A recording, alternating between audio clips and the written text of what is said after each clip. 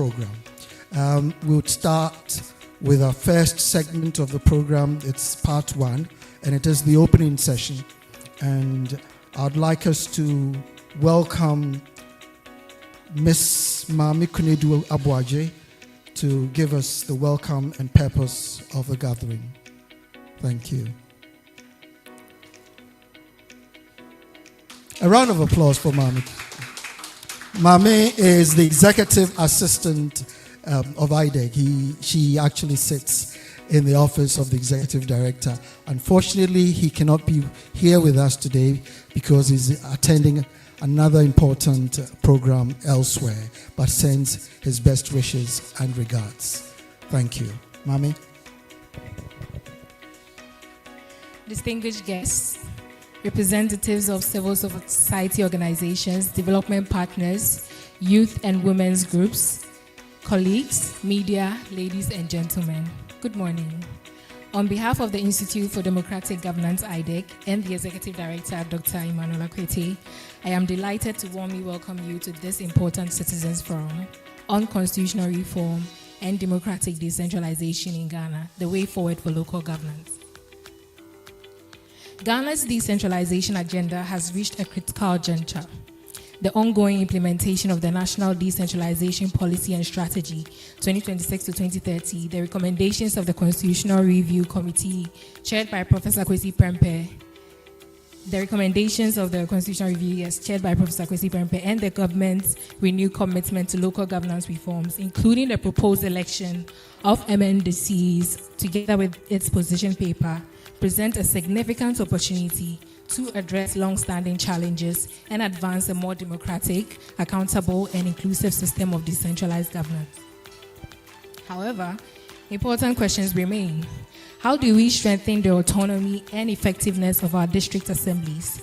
How do we deepen citizen participation and accountability? And how do we ensure that women, young people, persons with disabilities, and other underrepresented groups have a meaningful voice in local governance? These questions are particularly important because decentralization is not simply about transferring administrative responsibilities from Accra to the districts. It is fundamentally about bringing decision-making closer to citizens and ensuring that local governance is representative, responsive, accountable, and inclusive. This forum has therefore been convened to provide a platform for informed dialogue on the key reforms needed to advance democratic decentralization in Ghana. Through the perspectives of our distinguished resource persons and the contribution of participants, we hope to generate practical ideas and recommendations that can strengthen citizen understanding, advocacy, and support for meaningful reform. I encourage all participants to engage openly and constructively. Let us share our experiences, challenge assumptions, and contribute practical solutions, because the success of Ghana's decentralization reforms will depend not only on political commitment, but also on informed citizens and an active civil society demanding reforms that genuinely improve governance and development at the local level. Ladies and gentlemen, IDEC is grateful to all our partners, resource persons, and participants for joining us in this important conversation. It is our hope that today's deliberations will contribute to building a local governance system in which citizens have a stronger voice, local institutions are more accountable, and every Ghanaian has a meaningful opportunity to participate in shaping the development of their community. Once again, ladies and gentlemen, I warmly welcome you all and wish us a fruitful and engaging conversation. Thank you very much.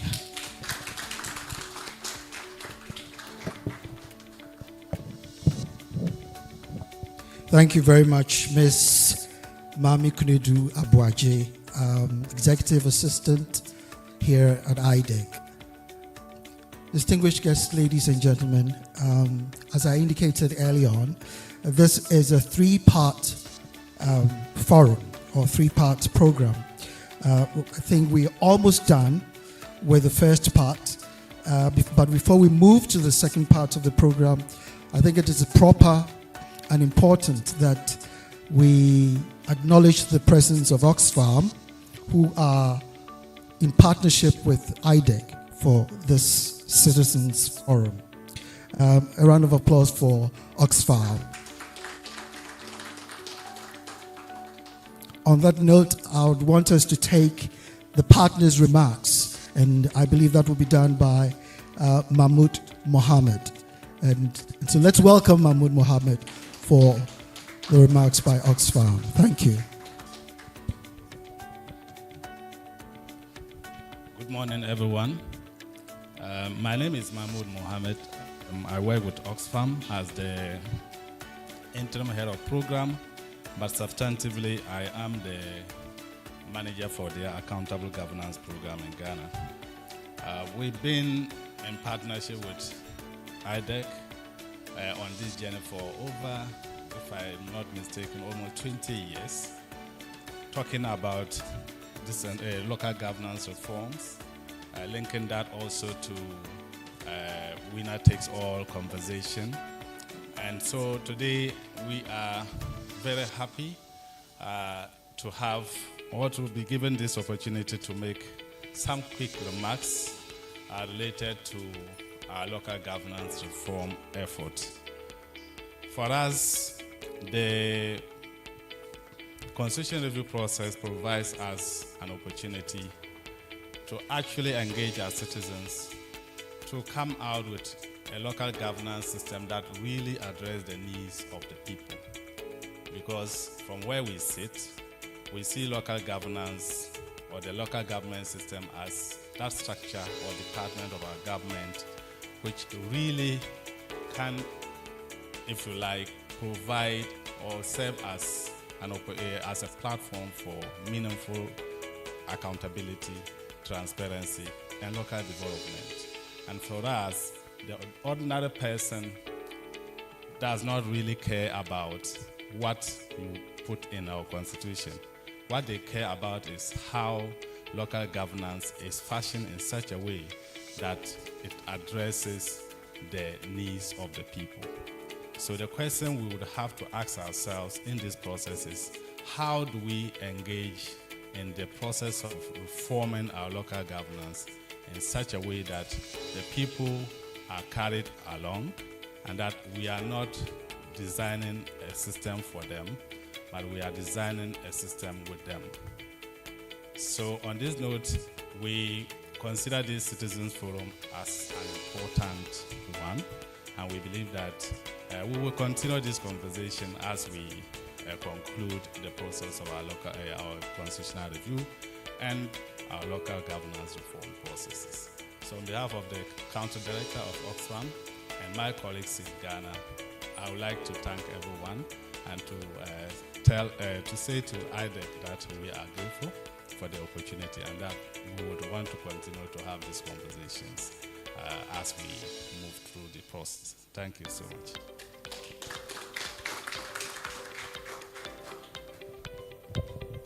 Thank you very much, Mahmoud. Ladies and gentlemen, another round of applause for Mahmoud. If you don't clap harder, we're probably not going to partner us in future projects. And so please put your hands together for Oxfam. Thank you. Thank you very much. And so we are actually on the next part of the program, which is the panel presentation and discussions. My name is Patrick Richard O'Kine, and I'm head of operations and communication here at the Institute. Now, if you look at the program outline as presented to you, I think you would find them in the folders. I don't know if you all have copies of the program outline. You don't have them, right? Right, but we will have three presenters.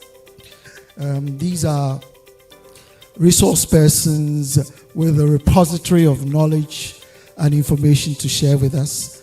And I believe at the end of their presentations, we would have a lot to take away.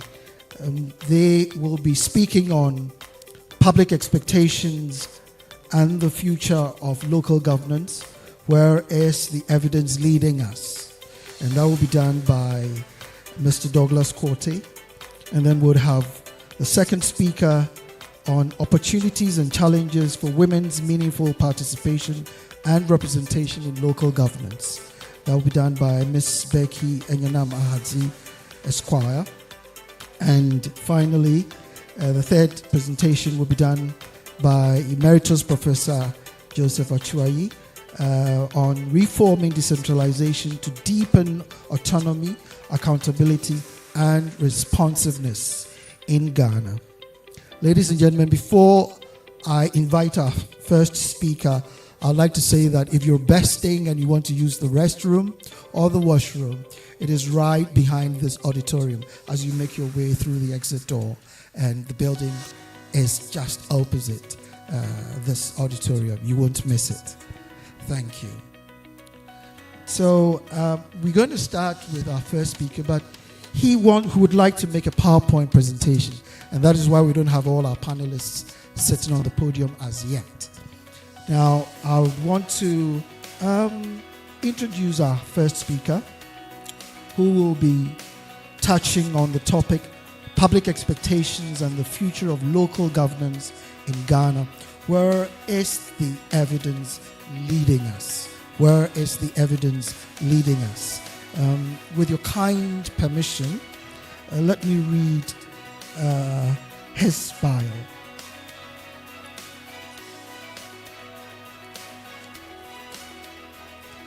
And that's for Mr. Douglas K. Quote. I think when he comes, I want him to tell us what the K actually means, the initial.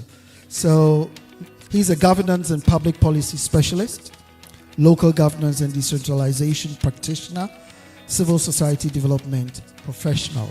And I read his bio. Mr. Douglas K. Quote is a governance and public policy specialist with extensive experience in local governance and decentralization, electoral politics, citizens engagement, youth development, and civil society strengthening. He has contributed significantly to democratic governance and constitutional reform in Ghana, including participation in the 2012 constitutional review process and as a member of the IDEC team that engaged the 2025 Constitutional Review Committee. A former national coordinator of the Local Governance Network, that's LogNet, he led nationwide advocacy and capacity building initiatives to advance decentralization and citizen participation. He has designed and managed numerous governance, community development, and youth empowerment projects, including the innovative YPART project implemented by Youth Brigade Foundation in partnership with Liquid Democracy EV and Konrad Adenauer Stiftung, which enabled young people to engage directly with district assemblies through a digital platform. Mr. Quote was a resource person at the 66th New Year School and Conference on Local Government Performance in the area of e-governance. He was author of Ghana's CSO NGO Sustainability Index Reports 2010 to 2023 for USAID, a former Ghana country expert for the Varieties of Democracy, that's VDEM project, and an alumnus of the U.S. State Department's International Visitor Leadership Program, that's IVLP. Mr. Quote remains a passionate advocate for inclusive governance, citizens' participation, and effective decentralization. And so, ladies and gentlemen, with a resounding round of applause, let's welcome our first speaker, first panelist, Mr. Douglas K. Quote. Good morning, and thank you, Mr. Okai. Yes, when I was asking for more time, and my bio alone has taken 5 minutes, I'm just asking how many more minutes do I have for my presentation. But it's good to be here, and I'm grateful to be before all of you to present critical points and issues regarding local governance in Ghana. If the slides are ready, we will. And as been said, I'm speaking under the topic on public expectations and the future of local governance reforms. Where is the evidence leading us? The point is that we've talked about it a lot of times, and if I'm casting my mind back to 2012 when the whole process started on constitutional review, 14 years down the line. At the time, I think I didn't even have a child. Now I have a child who is grown. So you ask yourself, would this person know anything about local government? So I think let's let the slides roll so we go on. So basically for me, the central question that we need to ask ourselves at this point in time is that whether the proposed constitutional and local government reforms align with the realities, i.e. the practice, the public opinion, and democratic governance principles. That is the central question that we should be asking ourselves now. And we all know that Prof. Prempe's committee sent a report with recommendations, and government has also come up with a position paper. So we would want to look at mainly the government position paper because that is what is charting the path as to what government intends to do. Let's see whether that is actually what the evidence says.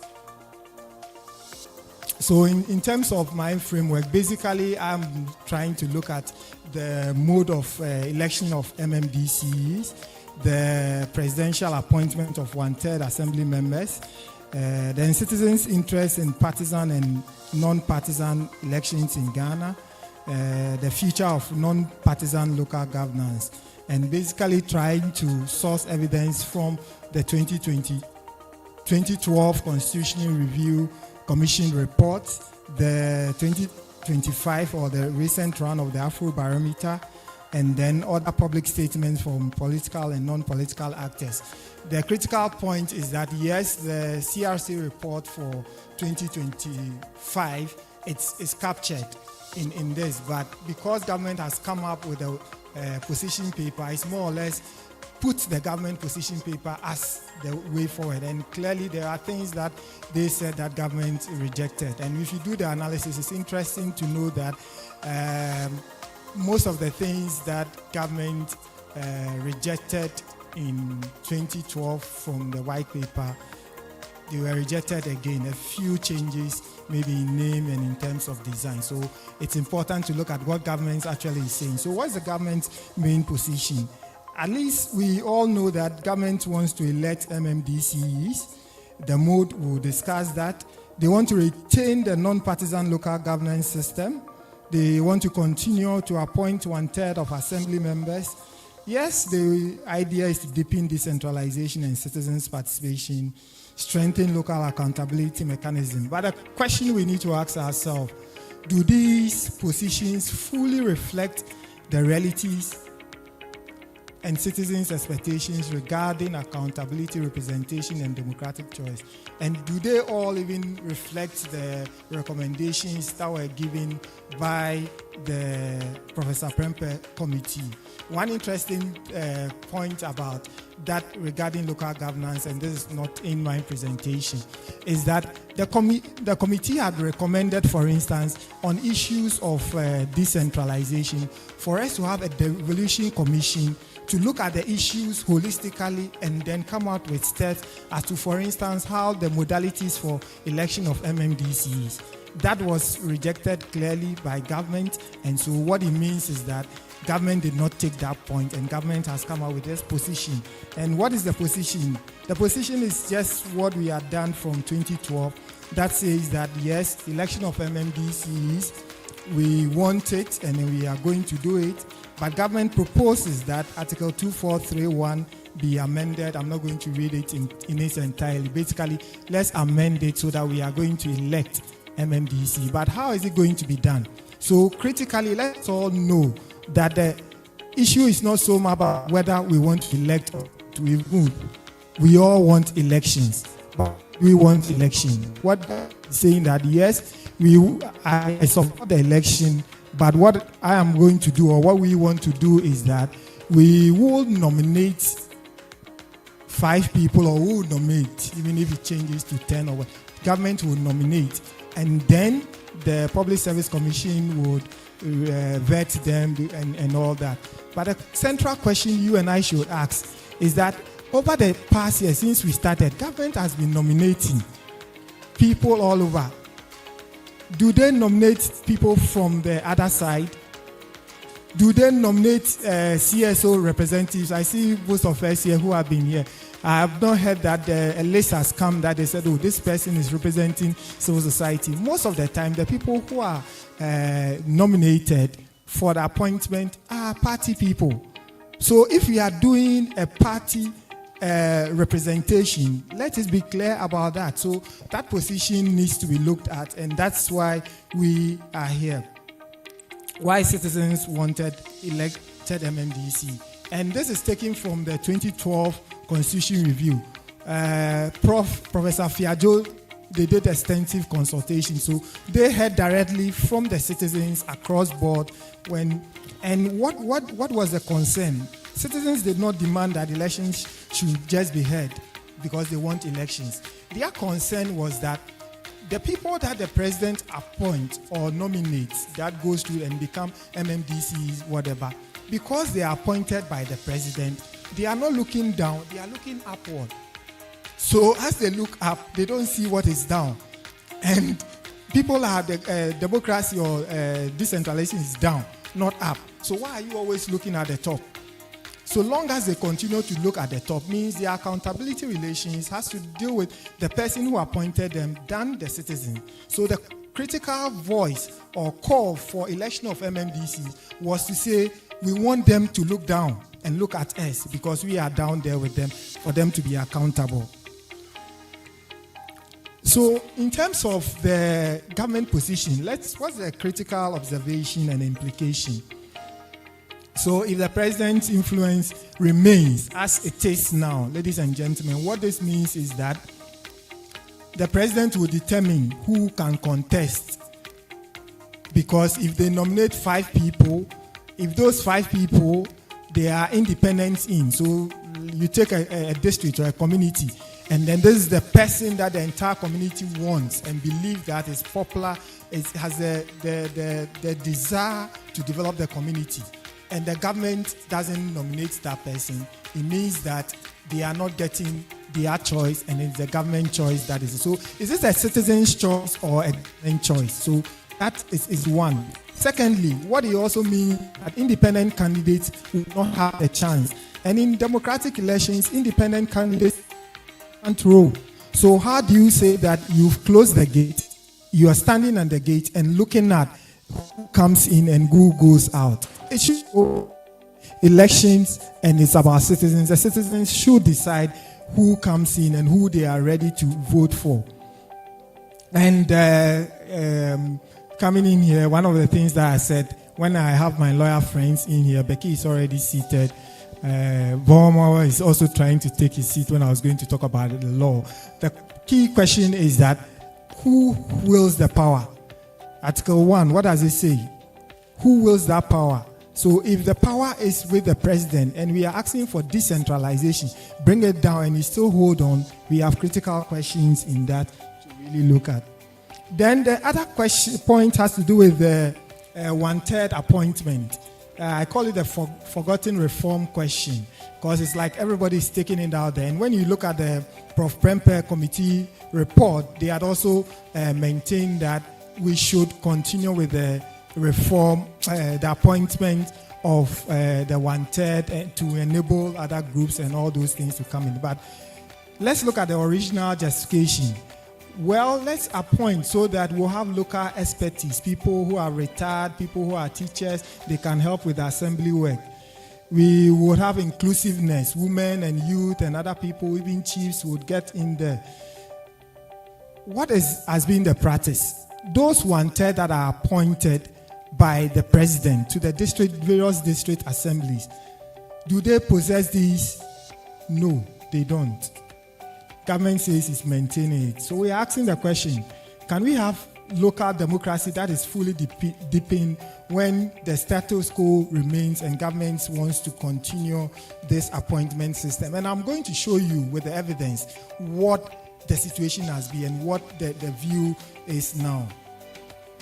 So basically, we have a local governance in Ghana, and one of the courses that Prof I used to like in school was theory and practice. So you learn the theory, when you come out and you see that the practice means that some things that you learned, they don't work the way you think they should. So you have to really look at the realities and then adapt.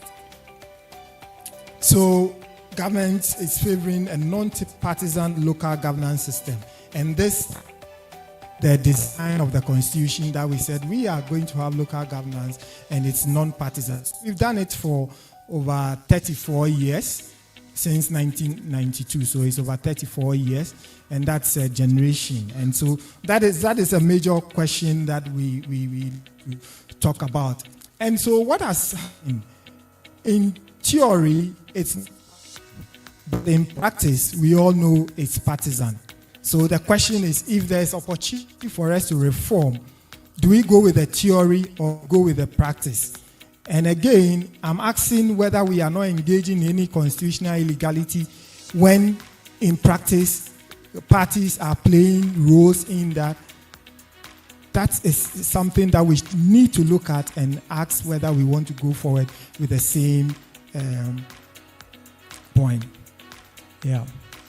So let's look at the evidence. So this is just, but we give you some evidence. So we are looking at interest in non-partisan versus partisan elections. And this, I look at if you look at our local governance structure, we have a multi-party democracy or partisan local presidential and parliamentary elections. Down there at the local level, it is non-partisan. So to show that people have interest in something in elections, turnout really tells you a lot. So try to juxtapose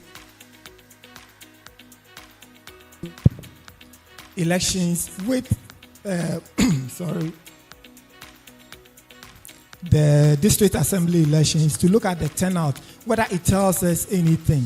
So one of the things we would clearly see in the far left, the first slide, the first graph shows us that the blue is actually the district assembly elections. The first time, 88, 89, turnout was high because the people wanted to vote and parties were outlawed and all that. After that, you would see that when it comes to the partisan presidential and parliamentary elections, turnout is averaging around 70%. On the side of the local governance, it's 35%. So if we are saying that the partisan nature of local governance will not help us, the citizens, by their turnout in presidential and parliamentary elections, are telling us that they like the partisan system. They want political parties. And so when political parties call them, they will come. They will come and vote. When you call them and there are no political parties, they won't turn out. That's why we are getting these 35. So if these statistics are there, what are we waiting for? Then I don't have much time, so let my slides roll. Then we're looking at elections. So I pick Afrobarometer, and we all know what a barometer is, and Afrobarometer's role in engaging citizens' perception on issues. There are quite a number of points in there, but I'd want to pick the first one on elections. They ask the question, which of the following statements is closest to your view? Statement 1, we should choose our leaders in the country through regular, open, and honest elections. 2, that's statement 2.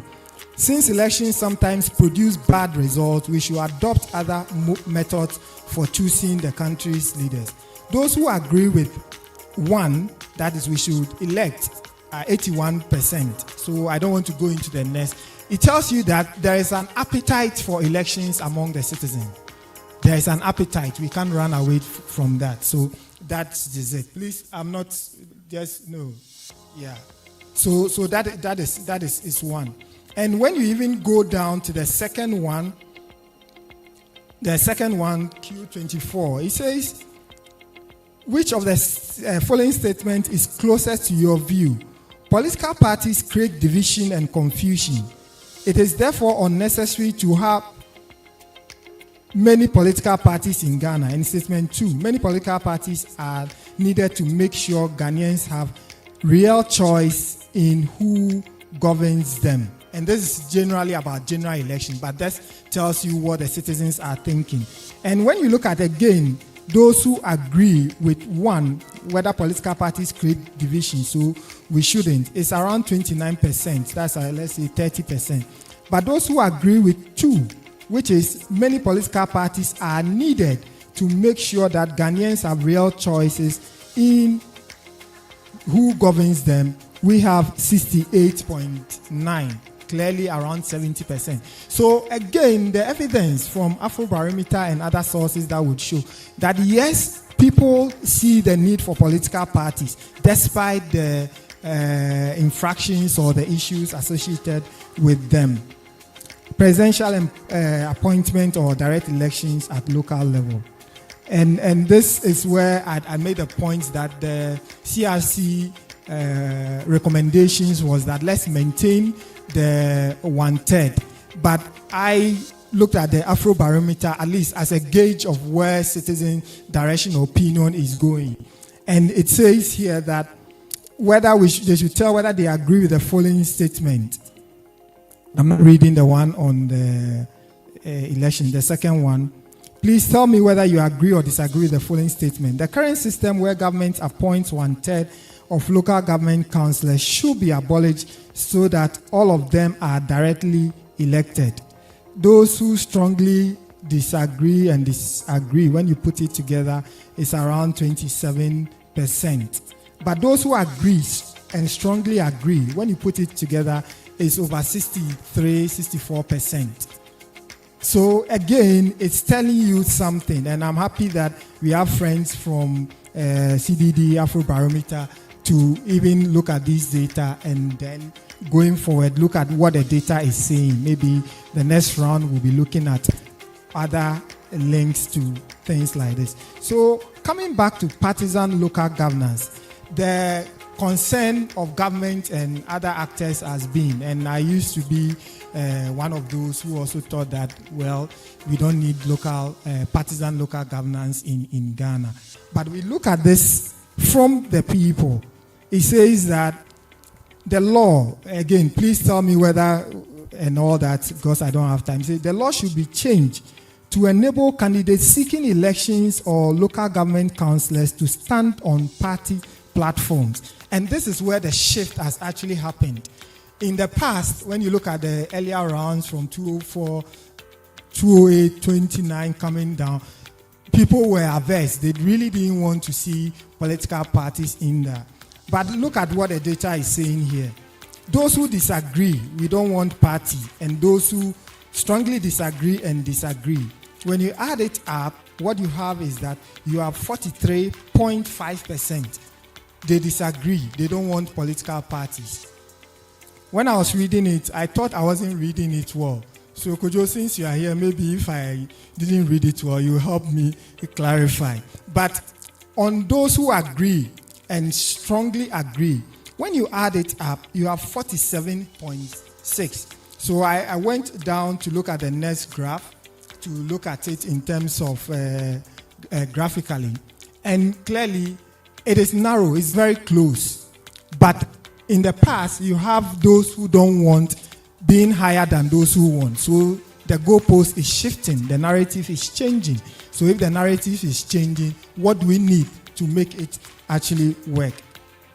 And to also move on with it, to give us better understanding of it, both historically and contextually, I looked at the excerpts from the 2012 report of the Constitution Review Commission. So on the mode of district assembly elections. And here, and I also even had the chance to go through the Consultative Assembly's report, but using this as a gauge. It says the Commission observes that the experts at the National Constitution Review Conference could not reach a consensus on this issue. There was a strong fall for elections to remain non-partisan to foster national unity at the grassroots level. Proponents of the retention of non-partisan elections at district level argue that the participation of political parties in local elections will impede the fairness of the competition. They would make campaigns acrimonious and blah blahs, we've said, whatever. Additionally, the nomination procedure of partisan elections will prevent members of the same party from running, and that is what they observe. Okay. Then the 52, in terms of their findings, the commission finds that despite the constitutional injunction against partisan district elections in practice, the elections are clandestinely fought on party lines. Indeed, some political parties openly claim that some assemblymen and assemblywomen are favorably disposed to their. So let's see the evidence.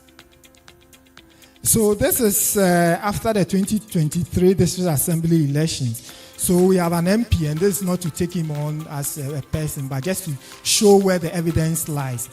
He tweets, and this was in December 2023, saying that even though the district assembly election is not partisan, the NDC-affiliated candidates won 7 out of 13 electoral areas yesterday in Anawaso. Okay, in 2019, we won only 4, and NPP won 9. Now we have 7, and they have only 6.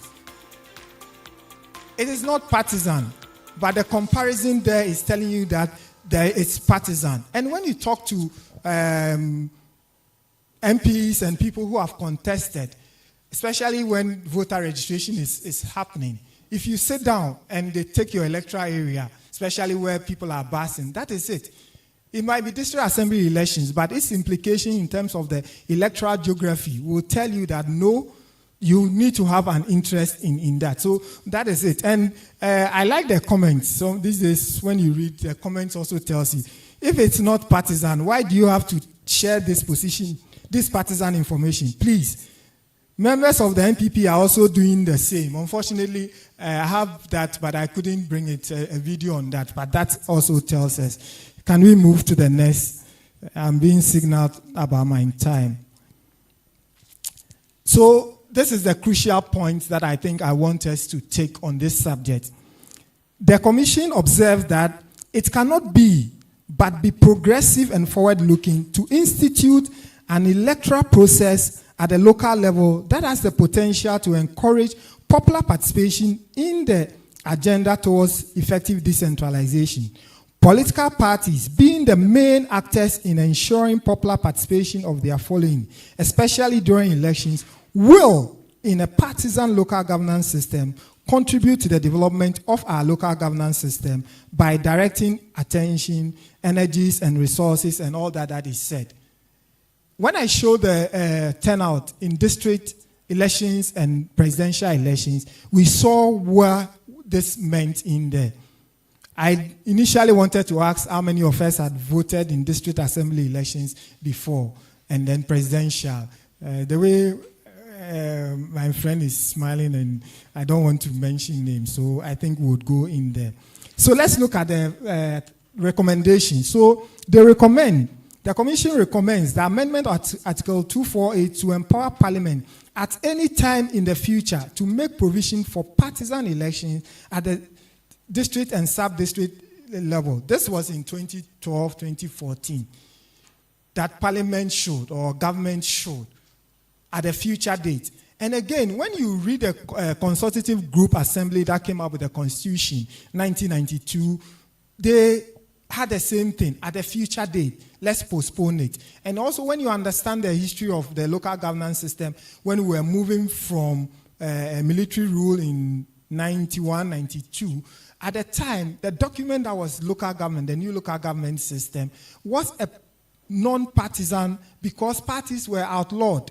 So in the easy way, when you talk to some of the experts that participated, like Prof. Ninsin and co, the late Prof. Ninsin, may he so rest in peace, they had indicated at the time there was a need to, let's move this document in. 34 years down the line, 30 years is about a generation. So if a generation has passed, what are we doing? Are we still keeping that in there? Selection, qualification, and composition of MMDCs. The Commission received a considerable number of submissions calling for the alignment of the composition. And this has to do with the one-third appointment. And so, in this, we can also look at it and see that the one-third appointment, The commission finds that the first assemblies after the district assembly elections in 88 and 89 complied strictly with the conditions of those appointments, because at the time it was military regime, parties were outlawed. Bringing complementary, when you have to mention some of these words, you pause, or else you twist your tongue. Experience and expertise to the assembly. Since then, and through the 1994 up to, that was 2011, and to date, the John Dumelo twist that I shared with you, district level elections held under those appointments have generally been reserved for party loyalists. The rationale for appointing 30% of membership of assemblies has therefore largely not been met. So if you have an assumption and you work with that assumption or a pilot for over 30 years and you still want to hold it up, I really don't think that is it. Then the final about the changing political elite opinion. So this one, this Supreme Court nominee, said Justice Dennis AJ, at his vetting, and he said that during the vetting, we should stop playing ostrich. Let's call a spade a spade. The link is there because I don't have time, we won't show it. And then just recently, at the IMCC decentralization reforms, the Honorable Haruna Idrisu, if you know politics and you know governance, I think you know he's formidable and really understand it as much as many people will do, and he's a practitioner. I don't want to speak for him, so I've decided that we'll hear him speak to wrap up my presentation. And this is just an abridged, it's a longer tape, but that's it. This is what he has to say on the subject. I hope technicalities is not stopping us from playing.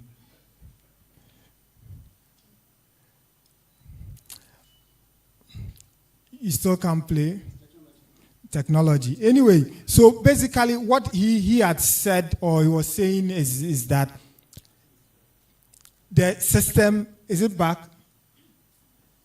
If it's not coming, okay, so then your voice is talking, so your sound should come. The sound is not coming. Okay. Basically, what he said you should find, because this for me is the peak of my presentation. This is a member of cabinet. He looked at the position paper. Definitely, he's talked about it. And he even was one of the first who said government wasn't going to issue a white paper. But then he looking at it. Clearly has stated that we should stop the pretense that there is no way we can say that district assembly elections is non-partisan. So this is a time to pull the bull by the horn and take far-reaching decisions. So in concluding, I'd want to say, and I've shown you, please, since we can't hear him, let me just make do of my time and give me the next slide. Yeah, so I've just saying over 3 decades, we've combined a multi-party democracy at the center with a non-partisan system at the local. The evidence clearly shows, and if the evidence is not showing, please, you can tell me, that most of the fundamental assumptions and arrangements that underpin it has not worked, and so we need to look at ways where those assumptions, especially the constitutional ones, when we are doing a review, to better ways of getting it done. So, ladies and gentlemen, the question before us in going forward, whether we have the courage, the experts and those who sat in 92, 2012, whatever, did not have the courage. They pushed it up to another generation. And I think that generation is now. We are not going to have another constitution review perhaps in another 30 years. So if we have to do this, we have to do it and do it well. The evidence is clearly showing. And so in using some terms that if it's a motion of destiny for a new local governance system in Ghana, one that is anchored on partisanship, this is one that is calling us, and the decision is for us to take. Thank you very much.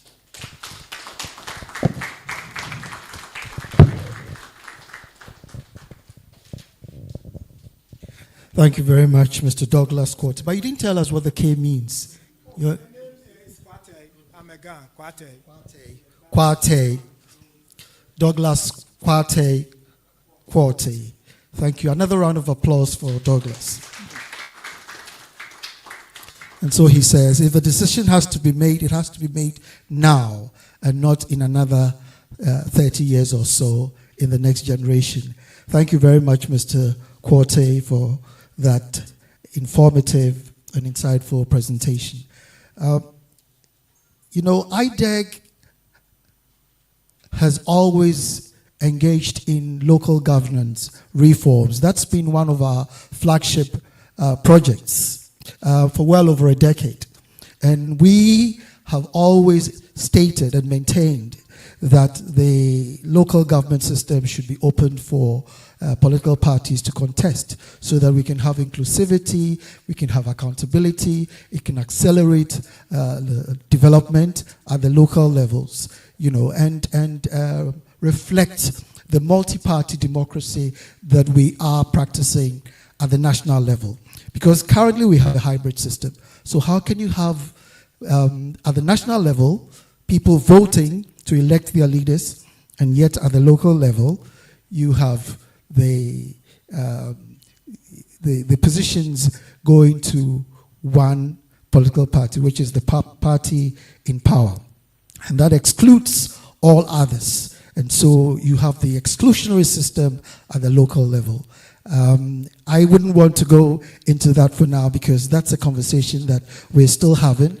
There's going to be an interactive session, and so you'll be asked to make your comments, your contributions, your submissions, ask questions, and I believe our panelists and other persons will be willing to respond to that. We are moving on to the next presenter, and she also has wants to make a PowerPoint presentation. Let me introduce her properly. Here at IDEG, we're very particular about gender balance, and so we're inviting a female expert to speak to us. And she is Miss Becky Enyonam Ahaji Esquire. Becky Enyonam Ahaji is a passionate lawyer and advocate for gender and child rights, currently serving as the coordinator of the Affirmative Action Law Coalition, which played a pivotal role in the landmark passage of Ghana's 2024 Affirmative Action Gender Equity Act. Becky has extensive experience developing legal documentation and the review of critical policies and acts, including the Affirmative Action Gender Equity Act, Non-Profit Organizations Bill, the Domestic Violence Act and National Plan of Action, as well as the National Gender Policy. Additionally, she has hands-on experience working with women's rights organizations, gaining insights into the challenges faced by women, which she seeks to address through policy and legislation. As a development consultant with an LLM in gender and the law from the University of Ghana, she provides gender-sensitive training and consultations to institutions, civil society, and women's rights organizations to strengthen their institutional framework and advocacy, respectively. Becky also serves as an affiliate lawyer with ALC Law Consult, managing corporate legal matters in the extractive sector. Her dedication to gender equality and corporate law reinforces her role as an advocate for women's rights in Ghana. And I know that Becky will do justice to the topic. She's going to be speaking on opportunities and challenges for women's meaningful participation and representation in local governance. Ladies and gentlemen, please welcome to the podium Miss Becky Ahaji. Thank you. Good morning. Good morning. Thank you so much, Patrick, and thank you, IDEC, for the opportunity. We're always grateful that, like you said, IDEC is very intentional about inclusivity, especially when it comes to gender. And so, very glad that I get to speak with you on the coalition's position when it comes to what the CRC recommendations were, what government's position is, and what we think is the way forward, looking at practically what has happened over the years. My topic was a bit of a mouthful, so please go back. So I just shortened it. So we're going to look at affirmative action and then the local governance reform. So please, let's start. Let's go to the first slide.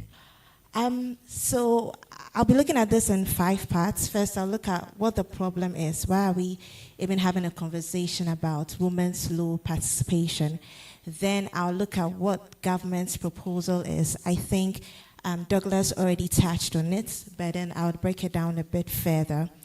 And then we'll now also look at what was the coalition's position when we made a proposal to the CLC and why we still think that that would work as opposed to what government is proposing. Then I'll also talk about our affirmative action law. Let me just speak in headlines. Basically, I think our point is that the law already has a mechanism in place. Maybe what we need is a constitutional guarantee. The law has strategies in place on how to increase women's participation. The problem is not that Ghana doesn't have, we have very nice laws on paper, policies, but the problem has always been implementation. And so our stance will be that if we focus on implementing the very nice laws we have, we'll probably make more progress than always trying to reinvent the wheel. And then finally, I'll give my proposed reforms, about 6, and then we're done. So, sorry, please go back. I've not even started. Thank you. Okay, so let's look at the numbers, because the numbers tell us a story. From the last 2023 elections, and I'm focusing on the elected positions because government's position is to take us back to elections where, fine, we'll nominate, but in the end, the shortlisted nominees will still go for elections, and that's where a huge problem, or the chunk of the problem, is. Now, women make about half of our population, right? More than half, actually, 50.1 if you look at the 2021 census, but then yet only 4.1 of them are elected after the 2023 elections. And if we even go further back, just give me a second, technology will not fail me in Jesus' name. Okay, so if you go if you go back in 2006, that's according to Azine Melody and Hussein Musa in the UNDP paper where they talked about women's leadership. In 2006, you see that out of 772 candidates, you only had 478 women being elected. And then when we come to 2019, the numbers dropped, so you had only 909 women candidates and only 216 were elected. Then when you come to 2023, we had 1,049 women contesting, but only 269 women won, and then you have 5,984 men winning. Okay, so it is 4% as against 95%, just to tell you how bad it is. And that has been the trend since. Women's participation has never gone beyond 5% when it comes to elected positions. So just to paint a bleak picture of how dire the situation is. And the reason why we're having this conversation is because if you're saying that over the years, the elections have produced the same outcome, why are we going back to elections to produce that outcome? That's my argument from a logical standpoint. Because putting them up for elections, this is what is going to happen. If someone will ask, so what is the problem? Why are we having this disparity? Please, you can go to the next slide. When you go to the local level, just to paint the picture, that's where the people are close to home. That's where the social norms are very prevalent. That's where the gender-specific attacks and then the violence against women is very prevalent because they see these women in their community, and we live in a patriarchal society which believes in the headship of men.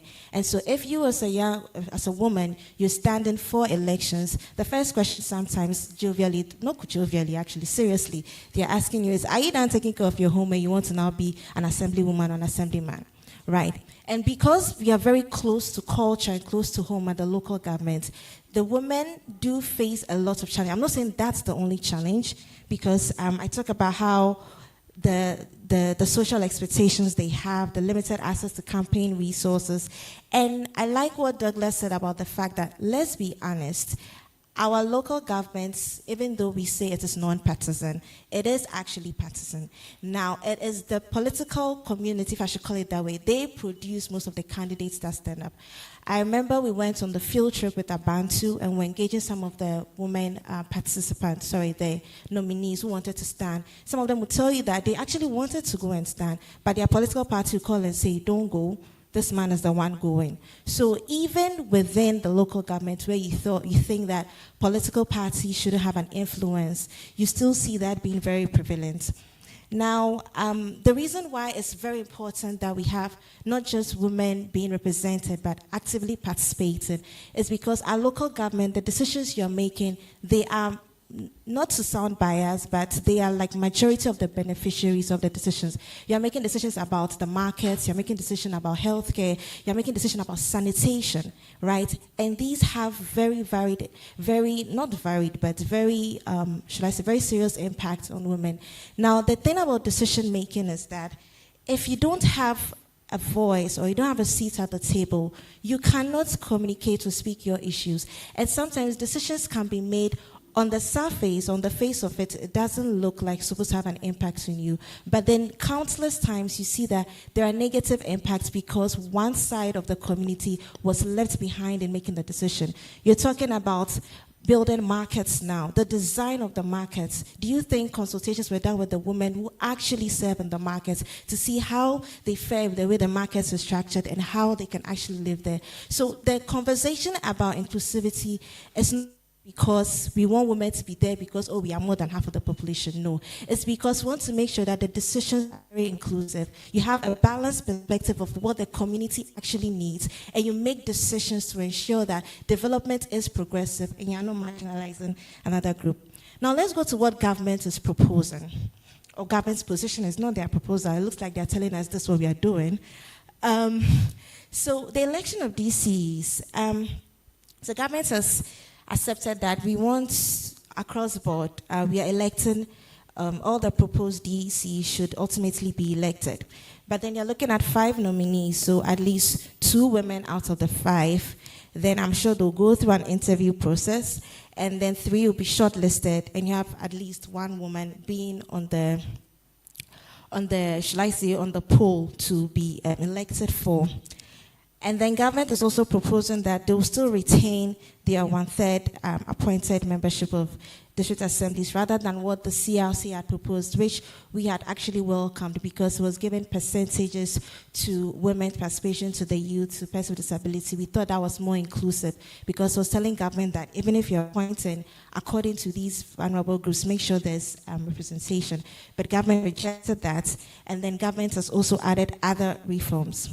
Now, the thing with this is that, one, back to my argument, at the end of the day, I do welcome, and it's great that government considered that even with the nominations, you are being inclusive and adding on women.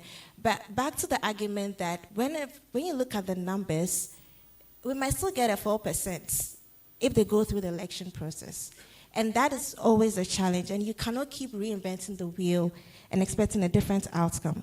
And when it comes to the appointments, where government is saying, I'll still go ahead with my usual 30% appointments that I have. Even with appointments where we have an Affirmative Action Act, where the president is supposed to make sure he even ensures gender equity in the nominations and appointments, they never get up to the 30%. So basically, in my humble opinion, if I was in court, I'll say my lord, in my humble opinion, the proposal, even though it is well-meaning, might not result in the outcome that we want. Please go to the next slide. And why do I'm trying to use this picture to address what I'm saying. So if you're treating everybody equally and saying that we are all standing for elections, we are all going through the mill, the first part, equality, is you're treating everyone equally. So you can see a very tall man, let me assume those are his sons. So they are all standing on the same level of the box. They are trying to watch, I think it's a cricket game, right? But now you can see that the very small boy, even though he's been treated equally, he has no access to see what the game is, and he cannot even enjoy the game, right?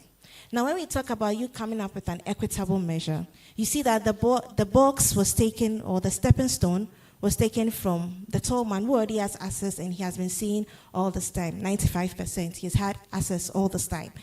And you see the box being given to the very younger boy. The thing is, very critically, even though the box was taken from the tall man, he still has access. It's not taken away. And you see that now the small boy has access and can view. When we're talking about equity, or we're asking for inclusion, this is what we are asking for. It's just about equality of access and opportunity, where the person who has been marginalized over the time now has access and says that, okay, I have a seat at the table, I can also contribute to the decisions being made. And that is the essence of asking for a quota system. Now, the reason why I brought this picture is because our argument is that what we mention on examples from other countries, especially what they're doing with their local governments, and how other constitutions of African countries have handled, should I say, inclusivity, is our proposition was that let's have a constitutional guarantee. So you have Article 243, 2431, which talks about the composition of the district assemblies. Why don't you just have a quota in there and say that, you know what, at least 30% in district assemblies, applying to the assembly as a whole, I mean, whether it's a metropolitan or it is a municipal assembly, 30% should be women. Now, the reason why you need a quota or a ceiling, should I say, is because that constitutional guarantee will give us the minimum. And so if government decides to go ahead and says, I'm doing both appointments and elections, if you do the appointments and elections don't come up, it means that if you have the chance to do your appointments, make sure that you appoint such that you complement the numbers that you couldn't reach, and you still make sure that for every municipal or district, you have at least that critical sum of 30%. It isn't 30% because sustainable development goals, that's what we are working at, that a critical mass, right, of women are represented in decision making, and we are starting from 30%. So the argument is that we, instead of trying to come up with this, should I say, proportional representation kind of way, why don't you rather set a ceiling, right, and say that whether our electoral system has to be reformed, because there was also a proposition that, well, that was for members of parliament, but let's look at proportional representation. Ghanaian women cannot wait for you to do an independent study and now come back. We already know what the issues are, and we already know what the challenges. Why don't we do this? Please, you can go to the next slide. And the reason why we're looking at having quotas is because it has worked in some African countries, and most of them have it in there. I'm not saying that quotas automatically would work, but my point is, if we are actually looking at how things will work, we should have the ceiling, and then I'll go into the Act, where the Act has practical strategies on how to increase women's participation. For me, the Constitution should be the ceiling. Use the Act, which has the strategies and the mechanism to increase women's participation and representation. That way, you have a two-edged sword, sort of, to just run through with. In Uganda, if you look at Article 182B of their Constitution, it talks about how at least 1/3 of their local council seats, which is our local government, are reserved for women. So 1/3 is about 30%. Rwanda has the same provision in its constitution that at least 30% of seats in district councils are reserved for women, right? And then Sierra Leone passed what it calls the Gender Equality and Women's Empowerment Act, and it also provides that same 30% quota for elected and appointed positions, including local councils. So you should at least, for us, during this whole process, at least have a ceiling. Then are we not, if we now have to think about what mechanism would do to get to that ceiling, that's better. Right now, there's nothing, there's no target we are even working with, and so it looks like the status quo will still be reinforced. Now, what do we have in our Act? Next slide, that I think already sets a framework we can already be working with. When you look at Section 14.2 of the Act, it talks about the president's nominations to public bodies. And it says that the president has to make his nominations in line with the targets of the act. Targets of the act is by 2026, we should have a minimum representation of 30% of women in decision making. By 2028, that should increase to 35%.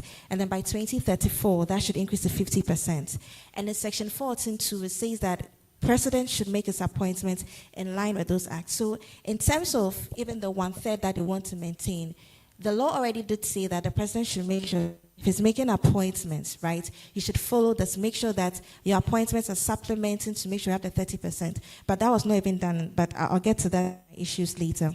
Then also in the Act, it talks about how district assemblies should include a budget line for gender-specific and gender-sensitive issues identified in their plans. Actually says the MMDA should.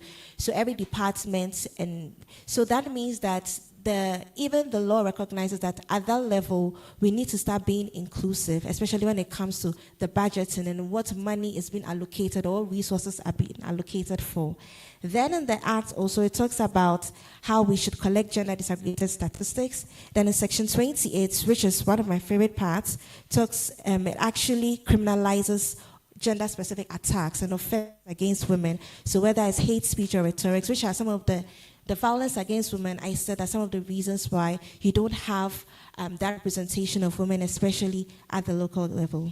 Next slide, please. And the strategies are in the third schedule of the Act with the Part D. And it specifically says that the president is to ensure gender equity in nominations for appointments as chief executives of the DA, and then also to the DA itself, if it's making appointments to the district assemblies or MMDAs itself. It says that the local government should ensure the training of successful female candidates. We have a database of female candidates. We monitor the progression of female assembly members throughout every assembly. We mentor aspiring, successful and unsuccessful female candidates. It also says that there should be a criteria for accessing the district assembly common fund. So if you can show that you're being gender responsive in your organization, that should be like a metric to access fund. It also talks about how there should be a regime of sanctions and rewards for those who are defaulting or those who are complying district assemblies.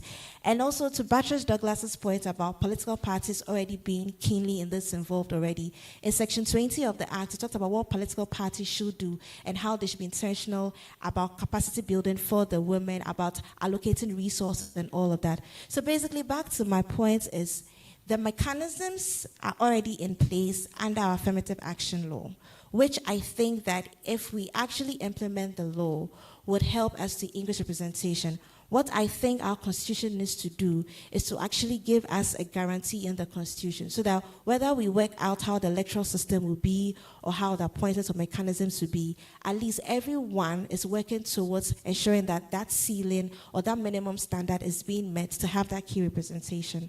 So the way forward, in conclusion, the first point out, or the first proposition I'd like to make is that, I don't know if it's too late, but I think instead of the piecemeal offerings, why don't we just adopt at least 30% women in district assemblies? We amend Article 2431. The second thing is we should use the appointments strategically. If government is saying that we still want to maintain our 1/3 appointed membership powers, then use it as an immediate corrective mechanism. So in municipalities where you see that the numbers are low, you appoint more women to fill in the gap. So use it as a corrective measure, which was what the CRC was proposing when it was giving metrics for that, 20% for women, 20% for this. We think that would be helpful, or I think that would be helpful. The third thing is, if you're looking at, we have to stop looking at just nominating the women to actually monitoring the outcomes of the elected positions of women. That's the thing. You can nominate and get them to stand. It's not them not standing, but then if you look at the numbers in terms of elections, how are they faring? And that's where the problem is. So look beyond nomination and looking at what are the actual outcomes. The fourth thing is, I would suggest that since we already have a mechanism in our AA Act, right? And then there are key stakeholders from the Ministry of Gender to local government to Office of the Head of Local Governments and all of that. why don't we come up with a plan? We're looking towards the 2027 district assembly elections that are coming. There are responsibilities each of them already have to play. I know there are CSOs who are already working on operational guidelines for district assemblies leading up to, not a CSO, well, FCM is, but they are coming up with an operational guideline. Why don't we come up with an intentional plan, right, with all the key government stakeholders that have responsibilities under the AA Act? Then the fifth point is building the pipeline, which I think is very important. CSOs are doing a great job at that. I'd like to mention Abantu for Development. I know that over the years, they take about, I think, 10 districts, and then they support the women candidates. They campaign with them and all of that, and most of them actually turn, and then they sensitize the communities in which the women are actually partaking in the elections. And because of the sensitization and awareness they create, most of these women are able to actually retain their seats. So that's what I think we should do now. We should be intentional, and it shouldn't only be something for CSOs or women's rights organizations, especially now funding is dwindling. But government should take responsibility. If you passed a law and you said that we want to achieve this target of women in decision making, we should make the resources available and be intentional about equipping the women to be in these spaces. We can't keep relying on CSOs to do everything, which I think it's not good. CSOs, are you not happy about my stance? Thank you. And and then also, beyond just getting them in, providing a safe space for these elected women. In the 2024 elections, in the aftermath of the elections, I was quite sad when I saw some of the rhetorics that were being made about certain members of parliament, female members of parliament who had lost their seats. And you wouldn't see that same vitriol attacks being laid against their counterparts. And I was just saddened that, and I hope one of them would have actually taken it up, taken up Section 28 of the Act and actually taking these people up. But we need to start having a zero tolerance for violence against women in politics. I think it's about time. If we truly respect each other, if we truly value each other, I think even, especially I like to plead to the men here that we should create an environment where women feel safe to actually stand up for elections. And then the last thing I'll say is we need to be measuring the results. We need to publish the data we have on candidates. I talked about how the Act is talking about every MMDA should have a database of aspirants. I think we should start being intentional about actually building and having the numbers and statistics. Because sometimes the argument is, oh, where are the women? It's not that the women are not there. They are there, pa. When you need them to do women organizer, that's all you need them. You think you need them for, but they are more influential and they are more, should I say, important to the discourse than that. Next slide, my final conclusion. And also, just as a bonus, next slide, please. I don't want us to make proportional representation the substitute for quotas. I know this keeps coming up a lot, but we have a first past the post electoral system already. There are lots of barriers with it. It is worth studying. That's government's proposition about doing an independent study. That's fine. Rwanda uses proportional representation. That has helped them. Kenya uses proportional representation. But I don't think Ghanaian women can wait for you to do an independent study, which might take another decade before you come up with what we want to do. I think a quota does something different. It sets the minimum equality outcome. It can operate alongside whatever electoral system we want to do or whatever reform we want to come up with. And I think it would directly address the existing 4% representation deficits that we've had over the years. And so we can study for the electoral reform, fine, using PL, but we shouldn't postpone enforceable gender guarantees that will actually guarantee representation. So in conclusion, if we want to move from the 4% to the 30% and towards parity, let's have a guarantee in our constitution. Act 1121 already provides the framework. Let's just make sure that we are implementing it. That's the local government, and electoral legislation can also provide the mechanism. And then government should also provide implementation and accountability. And I'd just like to end that we cannot deepen democratic decentralization by just decentralizing power and then leaving the women behind. So thank you all for your attention.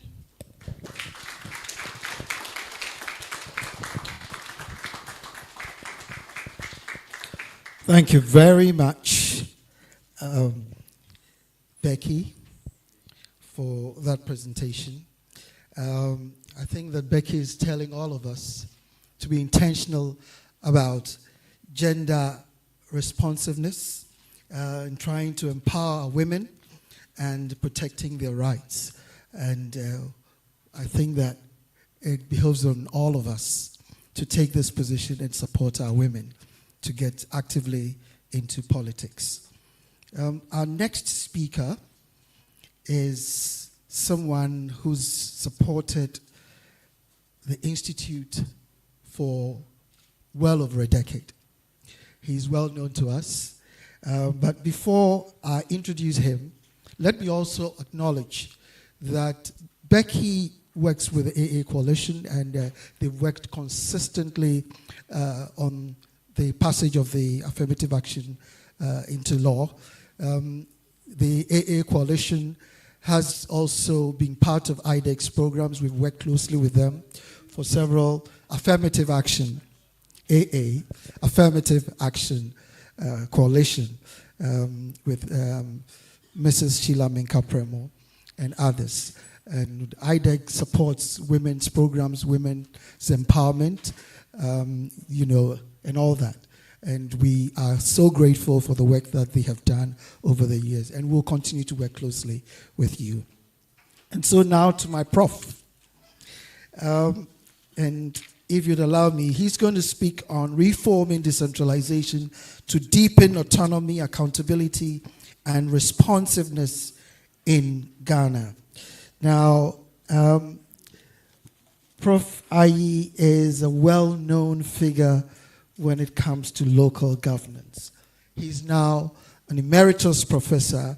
Please put your hands together for Prof. Congratulations, yes, for being an emeritus professor.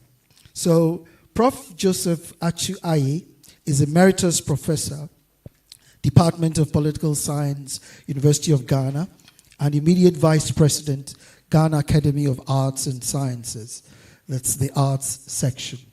For 16 years, he was in university administration in the positions of rector at Mount Crest University College, Accra. That was from 2013 to 2014. Then he was deputy vice chancellor of the University of KwaZulu-Natal, South Africa, from 2010 to 2012. Dean, Faculty of Social Studies, University of Ghana from 2002 to 2009, and head Department of Political Science, University of Ghana from 1995 to 2000. He was the occupant of the 2 academic chairs, the UNESCO, that's United Nations University Leadership Academy, that's UNULA, chair in Leadership Studies, University of Jordan in 2001, and the Emeka Nyauku Visiting Chair of Commonwealth Studies, Institute of Commonwealth Studies, University of London in 2013. He taught in Ghana, South Africa, Swaziland, and Nigeria, and chaired committees on curriculum development and reform.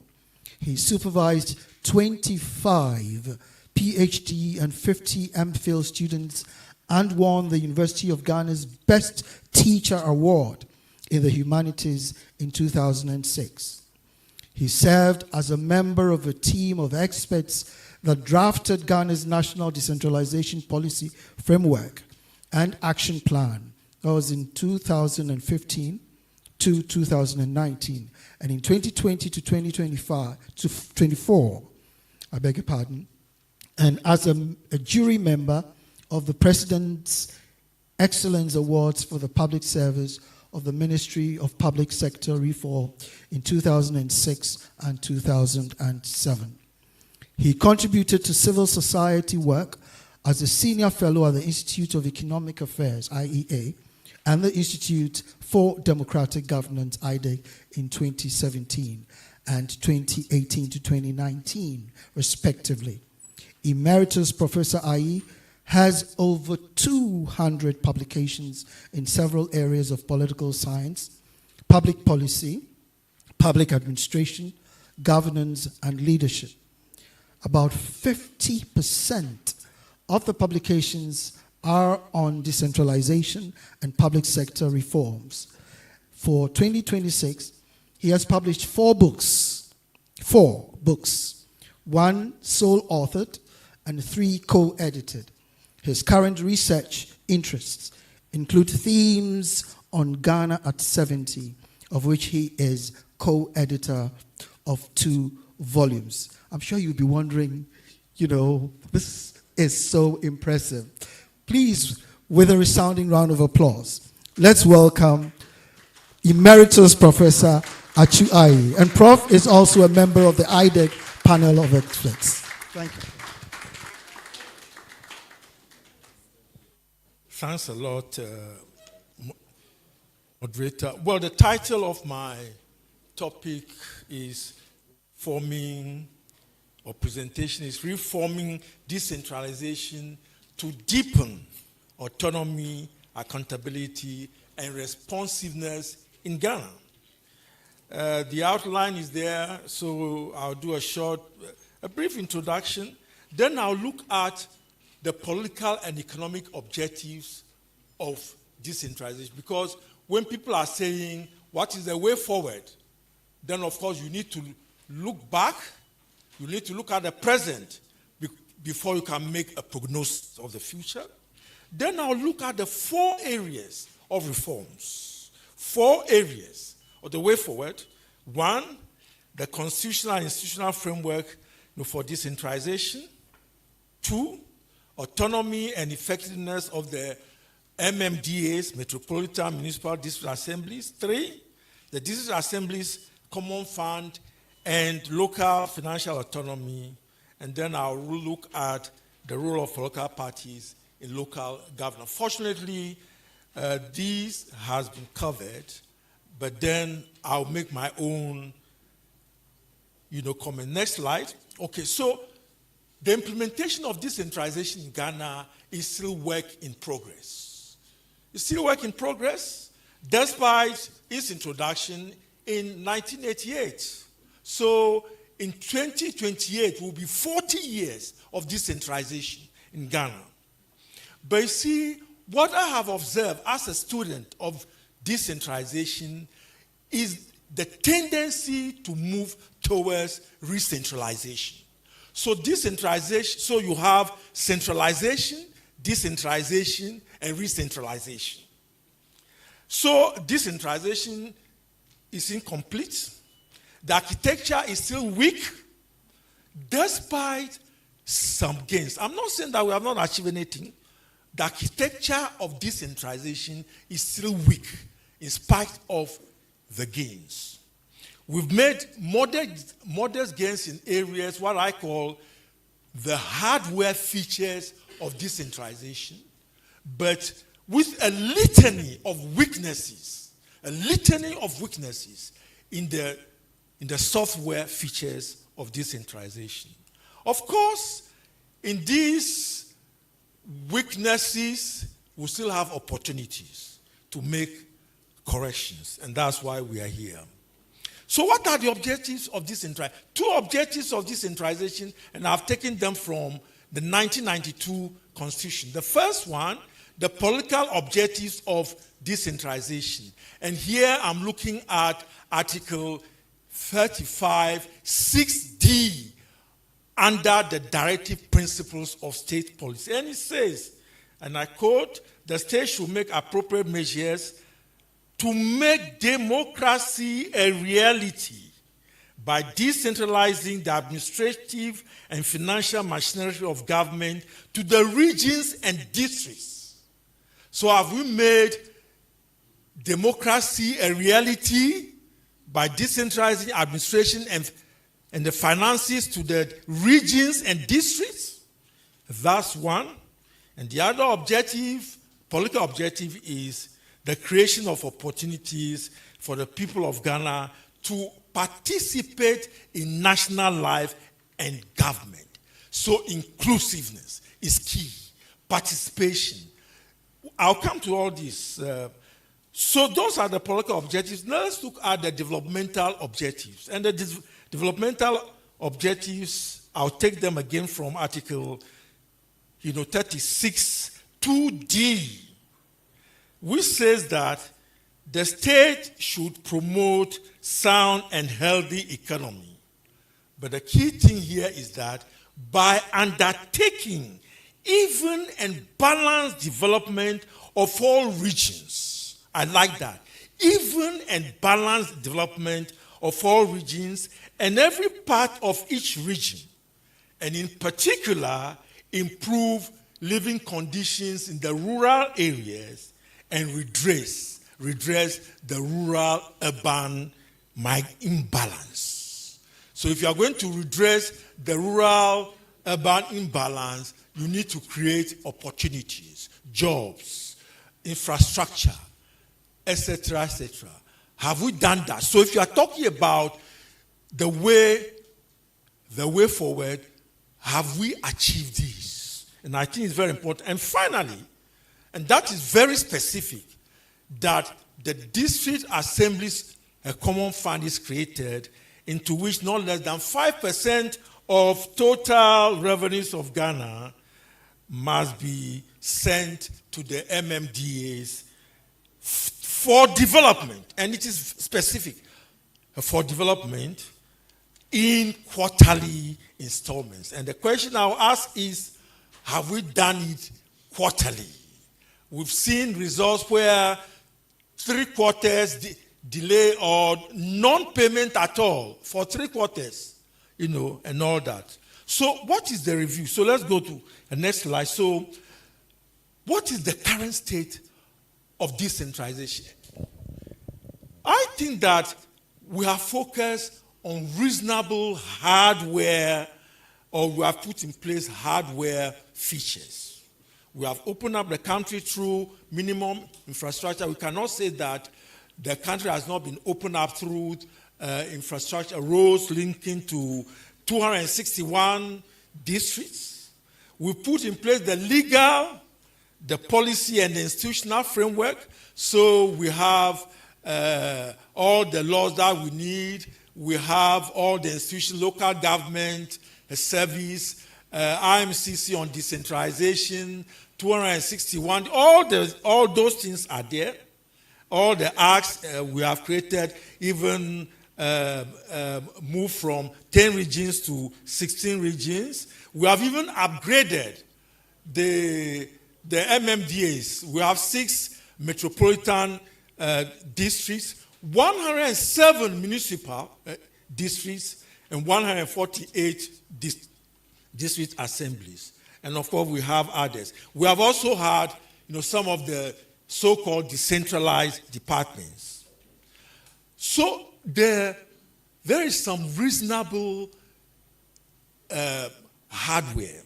But now let's go to some of the challenges. A litany of them.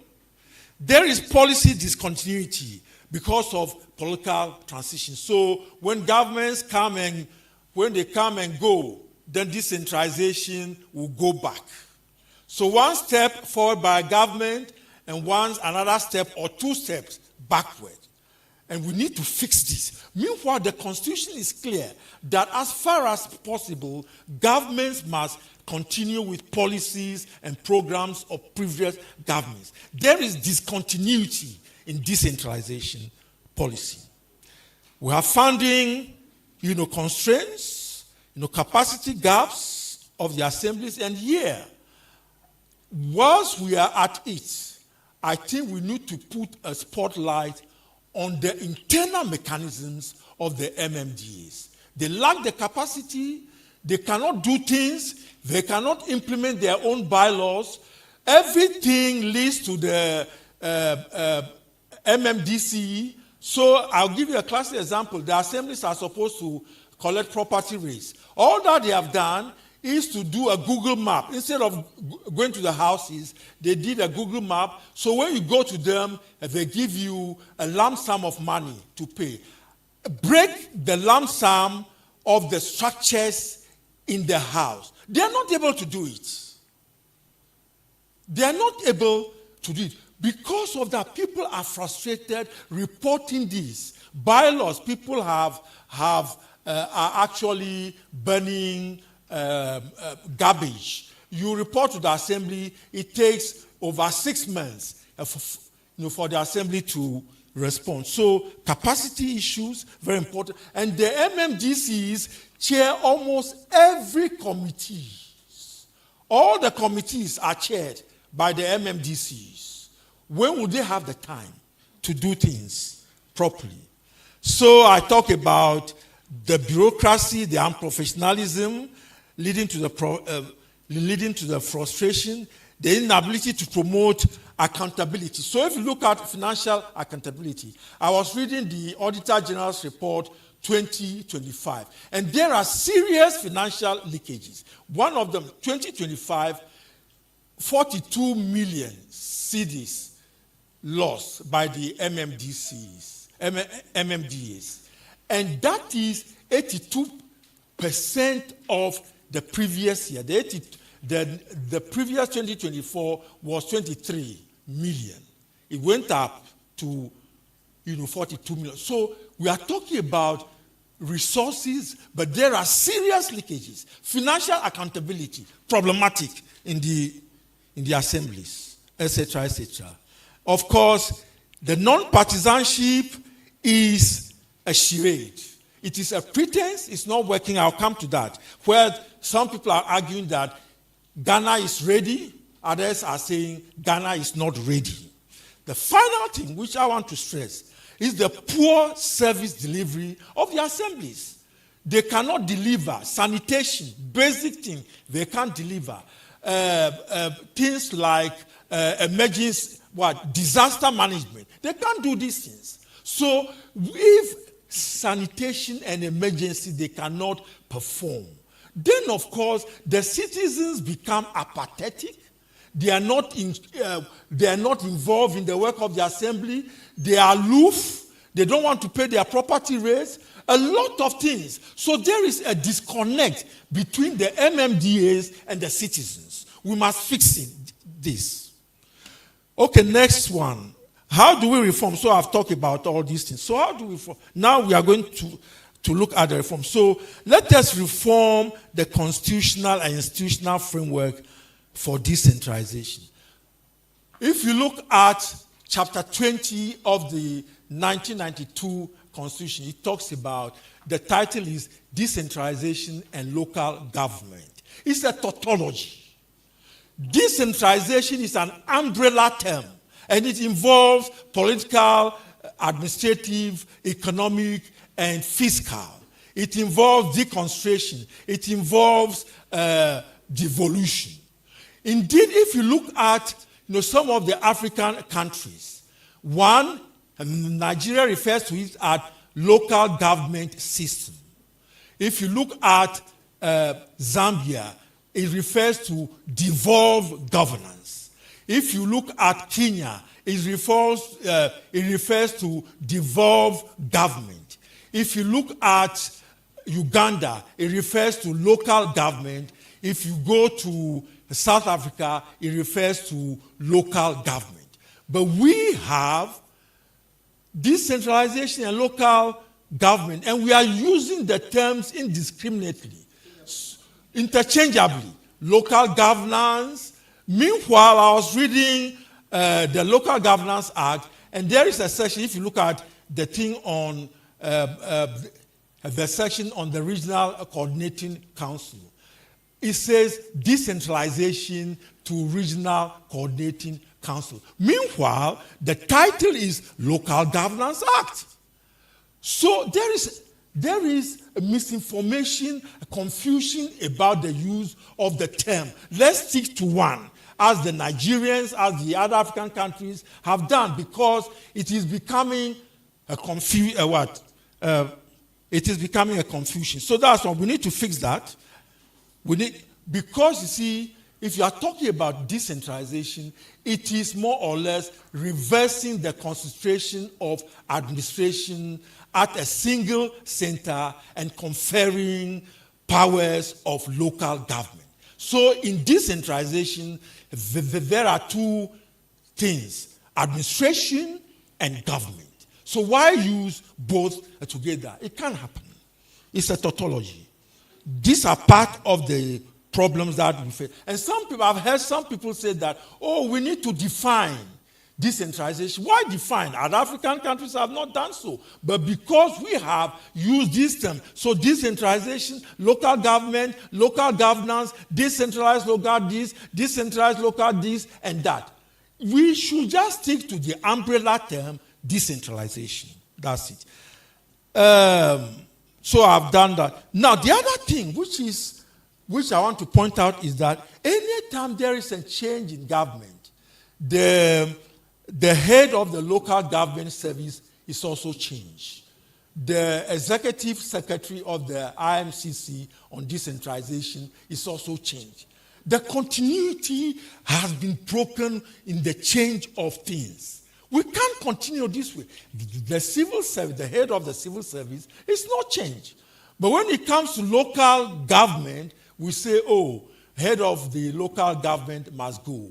Executive secretary of the IMCC must go. We must change it. We must look at that. Look at it from a holistic perspective. Again, we are being asked to integrate the departments. Some of them are there, but health and education are absent. Others,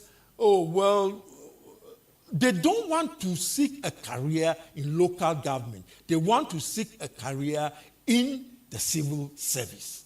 So there is competition, or there is more or less apathy in terms of the personnel when it comes to, do we go to the local government or do we go to the civil service? And they have found the civil service more attractive than the local government service.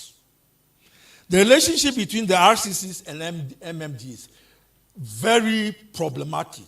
The regional minister is supposed to evaluate the MMDCs. It's a problematic. It's a very problematic feature.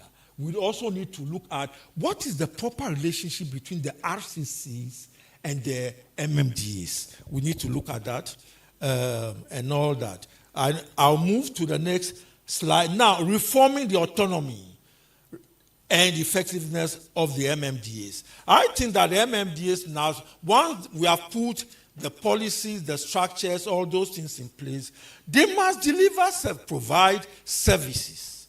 They cannot. So I think that part of the problem is that how can we fine-tune the assembly so that they are involved in sanitation, they are involved in disaster management, etc. We have not been able to do that. I think the next stage, we must compel them to do that.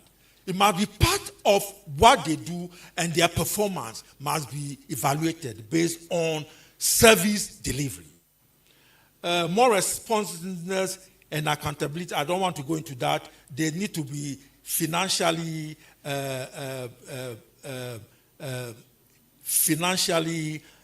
responsive.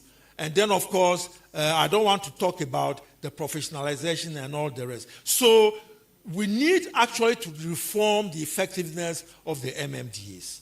I'll go to the reform of the DACF and then the local financial autonomy. I think that this whole issue that the expenditure of the MMDAs must be determined by the Ministry of Finance and Ministry of Local Government. That clause needs to be removed from the Local Governance Act. The assemblies must have the discretion. I believe that they should be able to they should be given that discretion to do all this. Otherwise, you are stifling local discretion. Of course, some governments have said that we have to increase the not less than 5% of the DACF. That has not been done. This government has promised to increase it to 7 or 7.5%. It has not been. The erratic nature of the DACF is problematic. We need to deal with that. And the local mobilization of funds of the assemblies have not been well equipped to collect revenue. And as I told you about the property rate, collection using Google Map instead of going to the houses, and they have contracted, some of these, services to some contractors who are incompetent. They cannot even deal with the data they have. And I think we need to look at the contracting out of services by the assemblies to the private sector. We must deal with that. And then, of course, I must also, say that there are some sources of revenue which the central, government will need to cede to the assemblies. My final point: reforming the role of it has been stressed. But one of the things that I have said is there are two arguments. Ghana is ready, Ghana is not ready. If you look at the Ghana is not ready, we are polarized. If you bring in the parties, there will be divisiveness. Even people are talking about succession. They are talking about the federal system, which was agitations for federalism in 57, 58. If you do that, if you give the parties, what kind of morbid fear of the parties is this? It's a morbid fear that when the parties come in, and some people have made the point that, we have three sets of elections: presidential election, parliamentary elections, and local government elections. Why can't you leave the district level elections non-partisan? Is that a good argument? I don't think it's a sound argument to me. Then there is one which says, Ghana, yes, Ghana is ready, because the system has been practiced for almost 33 years. It's the same thing. We see the parties there. Every government which will come will complain. It's a charade. It's a pretense. I've already said that. So the apathy is there, and that is why we need to deal with some of these issues. I think that we should go straight to the parties. They are there already. So what I always say that if you look at the countries which have made it, even in China, they have political parties. It's not a one-party state. Irrespective of the system of government based on parties, there is progress. So the parties are important. Of course, I know that there are problems which we need to fix. My conclusion. So, we have made little progress. And if we had political continuity, the progress will have been enhanced. So we need to deal with political transition. It's a very debilitating factor in promoting, sustained decentralization. Then, of course, the second thing is the consistency in the use of the terms and the concepts. There must be clarity. If we say decentralization is decentralization, if we say local governance, let us be consistent in the use of the term, because there is confusion, and even in the implementation of these terms. The autonomy of the MMD is, as I said, is only on paper, not in practice, given the fact that appointments are done, the 30% by the president and all that, the DACF being withheld, 80% being withheld, and then the assemblies, even though the assemblies are supposed to pass a resolution which will be signed by the presiding member, that has not been followed. Okay, so my point is that Ghana needs to go back to the drawing board and see how best to grapple with decentralization. And grappling with decentralization involves the participation of everybody. And I like the dialogue series of the current IMCC on decentralization. But again, it is skewed. It has become partisan.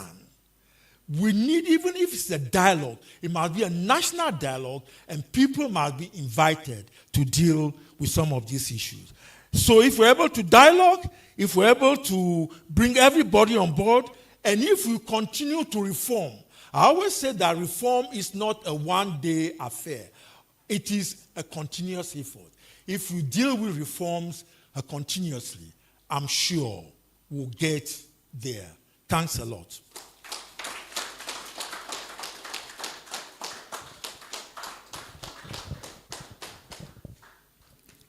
Thank you very much. Emeritus Professor Achu Ayi. Well, our experts have spoken. And as you can see, Prof is calling for consistency in the name. Whether we're using decentralization, he thinks that that is the name, the terminology that should be used. He's asking for consistency in political transitions. He wants us to go back to the drawing board to see how best to grapple with decentralization. And he's also encouraging a national dialogue to have the views of everybody. And here at IDEG, we're trying to do that with this particular forum. And so this is a citizens forum that is meant to be engaging. You've heard the experts, would like to hear your voices too. And so we're going to open up so that you can contribute to the discourse, so that you can also ask questions.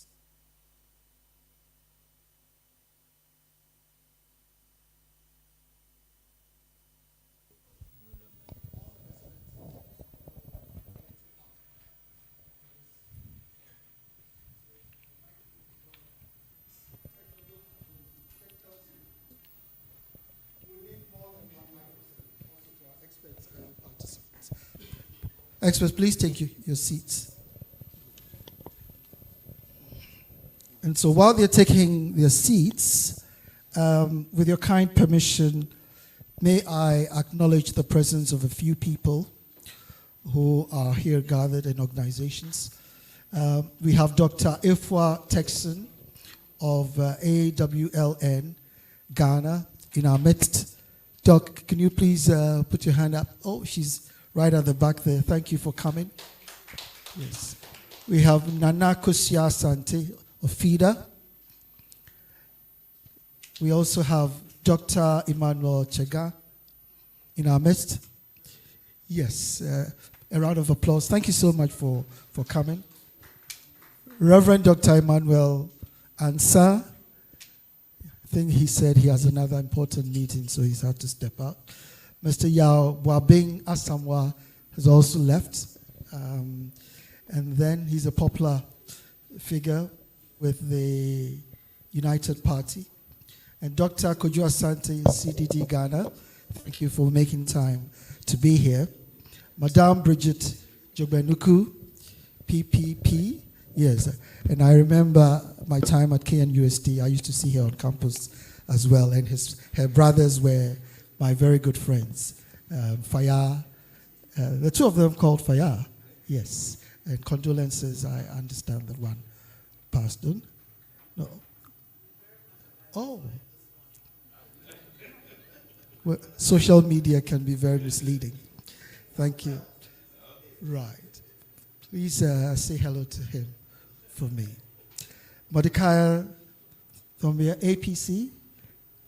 Mordecai is a favorite figure when it comes to our programs. He's always attending. Thank you for coming. Dr. Joe Dami from the Conrad Adenauer. Oh, stiff tongue. They've left. Mr. Ibrahim Tanko, Star Ghana. I think he's also stepped out. And then reps from the Czech Embassy.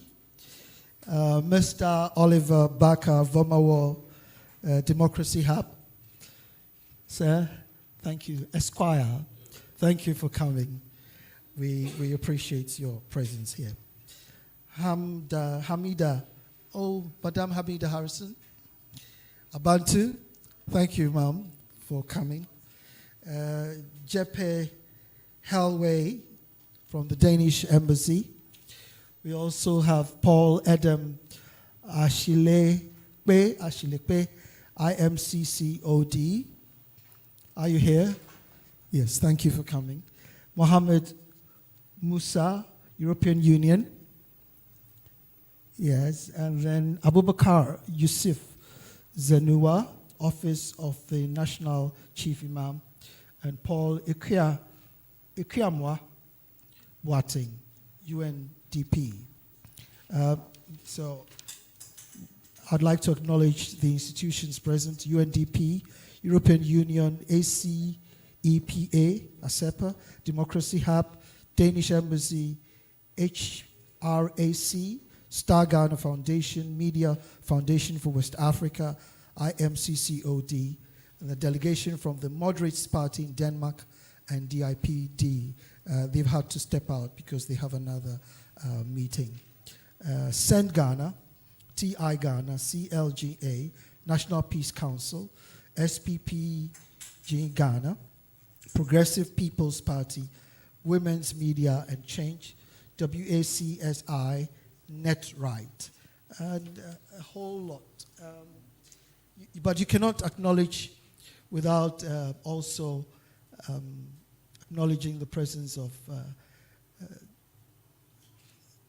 Fix Politics Ghana, the CFI, Wildlife or Wildlife Ghana, political parties, PPP, APC, United Party, CDD Ghana, Norwegian Embassy, Foster, Abantu, Unimark, students groups, UPSA, SRC, NUCS, and then AWLN Ghana, Youth Brigade Foundation, FIDA, Selwood Dep, Gender Center, Office of the National, well, we've mentioned that, and Policy Bridge Institute, Africa.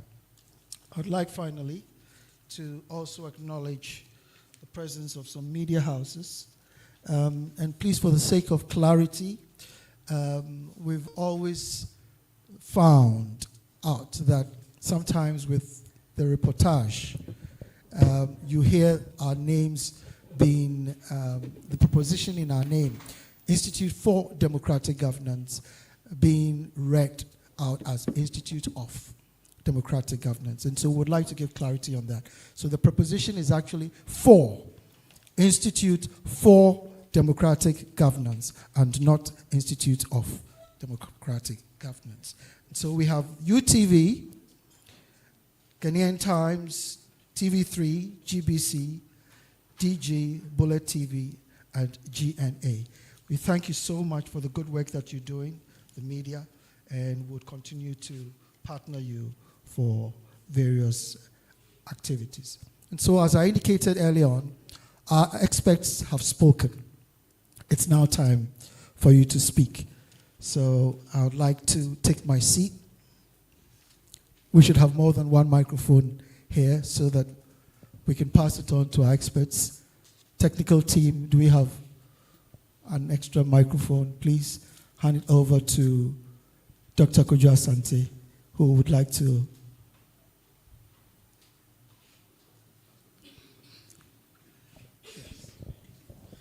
Hello, and a very good morning to everyone, and to the speakers for your reflections. Really, I think it's been very, very important. I think I also need to leave, so I really wanted to just make a few comments.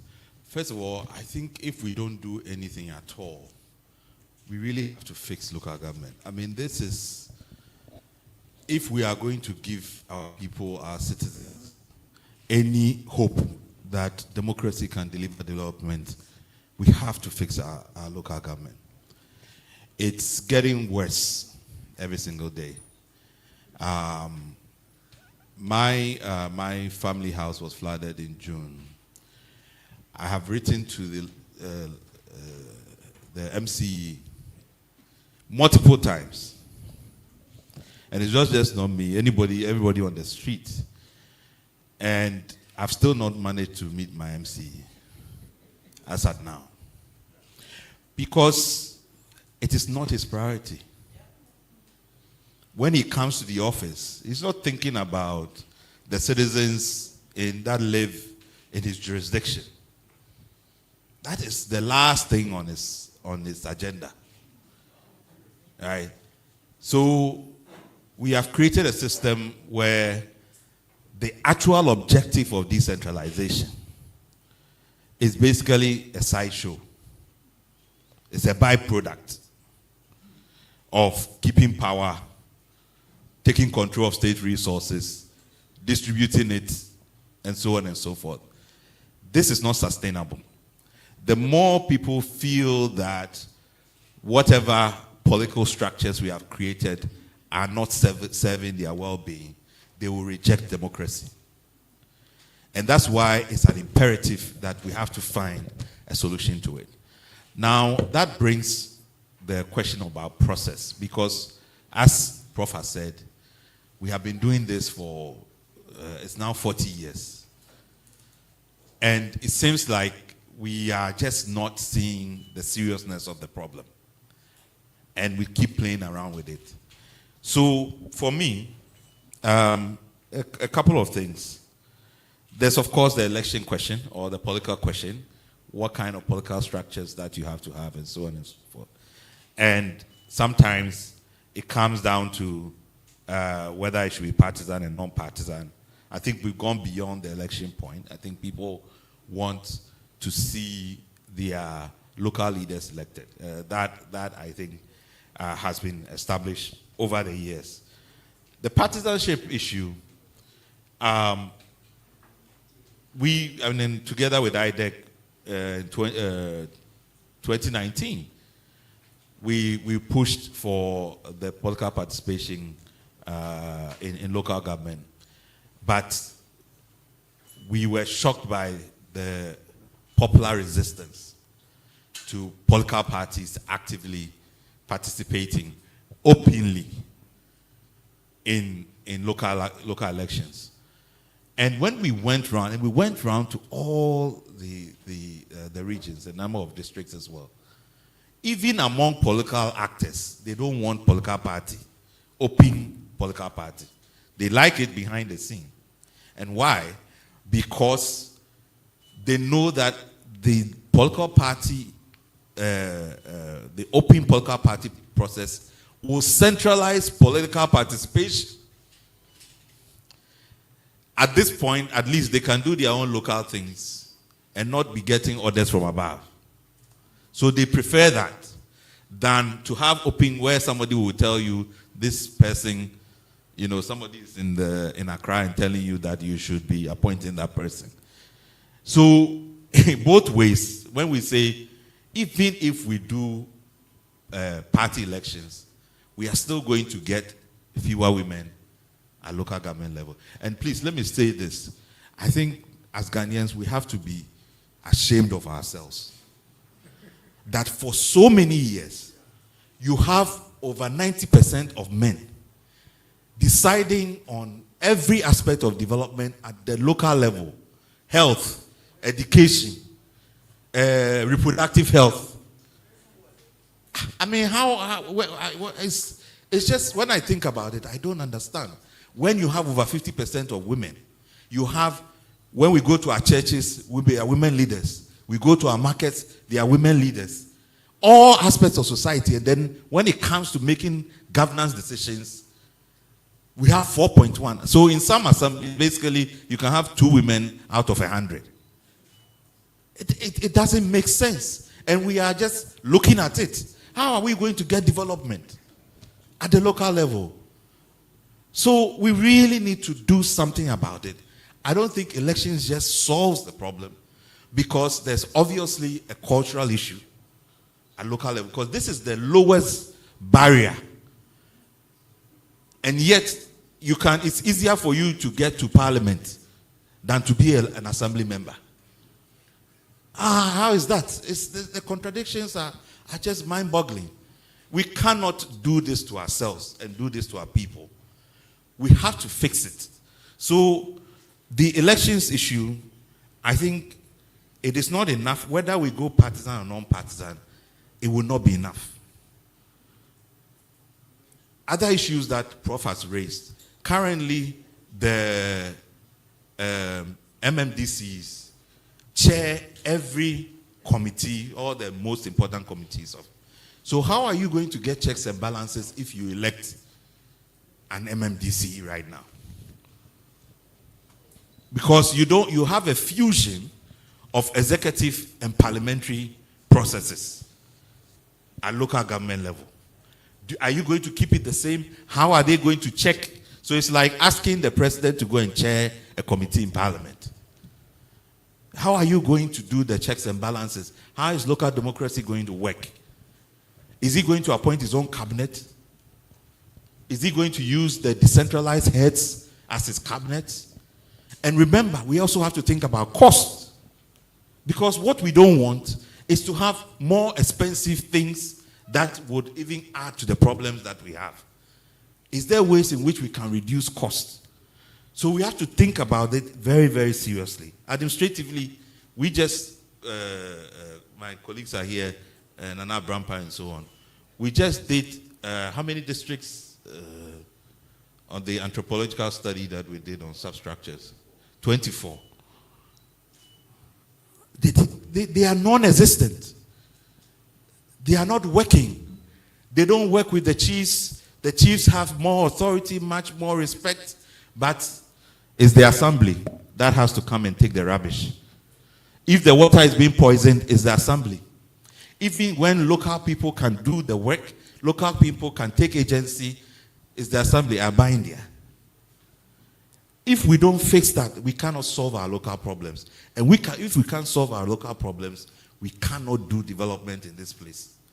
So whatever we are designing in terms of the substructures and so on, we have to look at them very carefully. And then a lot of our districts are not viable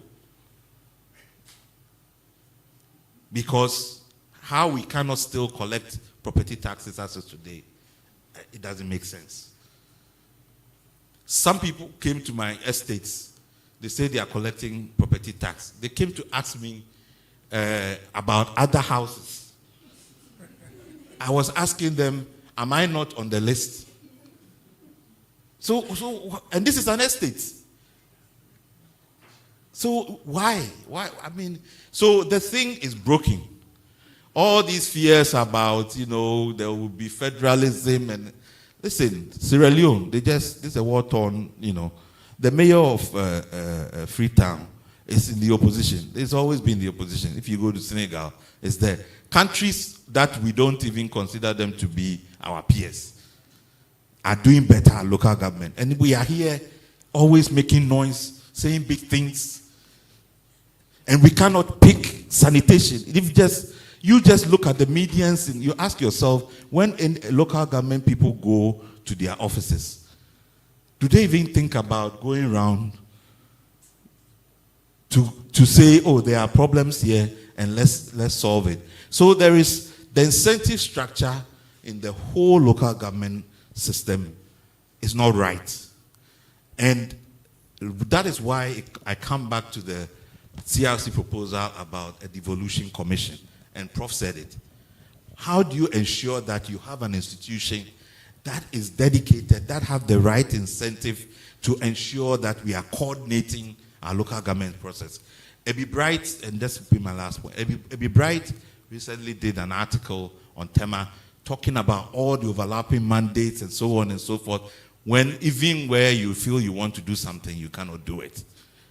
We have to resolve those things. And I think if we do that, people will not be in Bole who want a borehole in Bole and be doing a demonstration calling on the president to come and do a borehole in Bole.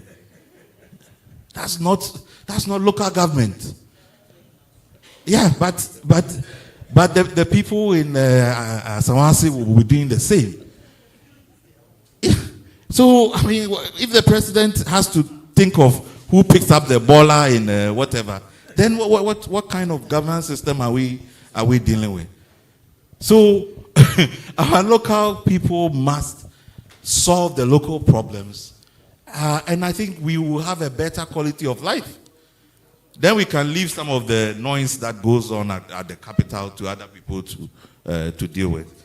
So thank you very much, and thank you for the opportunity. Thank you, Dr. Kojo Asante. We'll hear from Madam.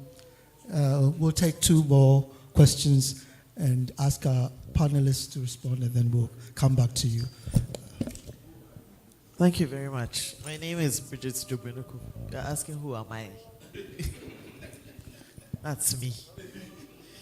I like the way you called me and how you had to explain that IDEC takes very seriously women in empowerment. You didn't have to say it. If you have to explain it, then there's a problem. But thank you very much. I'd like to acknowledge my lecturer, Mama Harrison.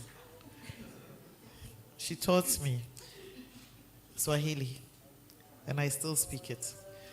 So anyway, I think one of the speakers, I've forgotten the name, but I'm sorry. Doc, yes. You said something about the partisan nature dictates the turnout of the elections. I don't quite agree with the partisan, or maybe that is not the sole reason that determines the turnout of the elections. The local elections are not given as much resources as the national elections. It's not publicized. It's 1 week. You know, suddenly, local elections are upon us. And we don't even know the candidates. I keep saying that at my local level, the last elections that were there, I saw a poster in my neighborhood. And when I went to my polling, and I said, okay, I think he was a quantity surveyor or quality control or something. I said, well, this might be somebody who pays attention to detail. So I'll go and vote for him. And then when I got to my polling station, he wasn't the candidate. So it was in a different district, you know. So you don't even know these people. We don't dedicate as much resource to, and that is what we should do. The resources must go to the local level. I think that the whole country has taken for granted these elections, and that is what is making the turnout poor. Kojo was talking about the floods in June. Thankfully, we have a residents association group, and we are on a WhatsApp platform. And our district, what do you call the MMDC is there, but he's quiet. Whatever you say, he will not respond. So I took it upon myself to every day say, MMDC, are you here? Can you hear me? You know. And then he retorted one day when City FM was featuring him. City, are you here? They were featuring different MMDCs, and somebody had complained from Greda Estates. So I went and I said, they are calling you, they are calling you on City FM. And then he came and said, but am I the one who builds the gutters in Greda Estates? I mean, if I hadn't hold myself back, I would have driven straight to his office. But that is the point. They don't feel beholden to us. And it is because, and I say it on the platform, because they are appointed and thrust on us and given a big car and police escort, so then we don't matter anymore. So it's if the state dedicates more resource to these elections, it won't even become about partisan or not partisan anymore, because, like I say, in the various districts, there is talent, there's leadership, there is skill, there are skilled people who are interested in leading these districts, but they don't want partisan elections. In fact, a lot of us women don't like partisan. We don't like the competition, and we want collaboration. So you will find that people are averse to the partisan elections because of this. They are willing to help. They are ready. They are interested in contributing to the progress or the development of their districts. But I think that the way politics and the partisan politics has been run until now puts people off. The corruption and how they raise money for it.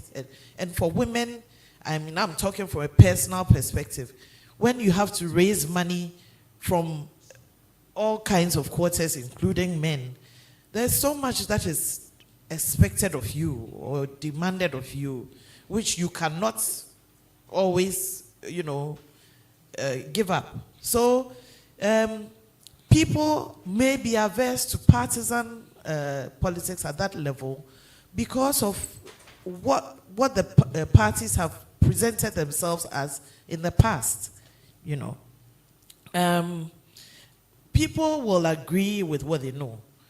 We are all very averse to change. Oh, let's not change it. Let's do it the way it is. And that may account for the closeness in the numbers, the percentages of people wanting it on partisan basis or people not.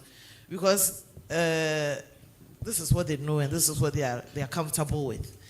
But also, I think a lot more of us are pushing for the district level elections now. And what we are saying is, let's just do it. Whatever. If you decide partisan or not, let's start. Because when you start, people will start to you'll find that a lot more independent candidates are coming up. And when the independent candidates starts coming up, and they are known at their level, a lot of us don't know John Mahama or our MP, but we know this gentleman who's telling me he didn't build Greater Estates, and if I have to vote, I won't vote for him. But that is what I mean by we know these people at that level. And therefore, when people decide that, okay, you do it on partisan basis, some people will definitely come up as independent. Let's just do it. And then it will find its own level.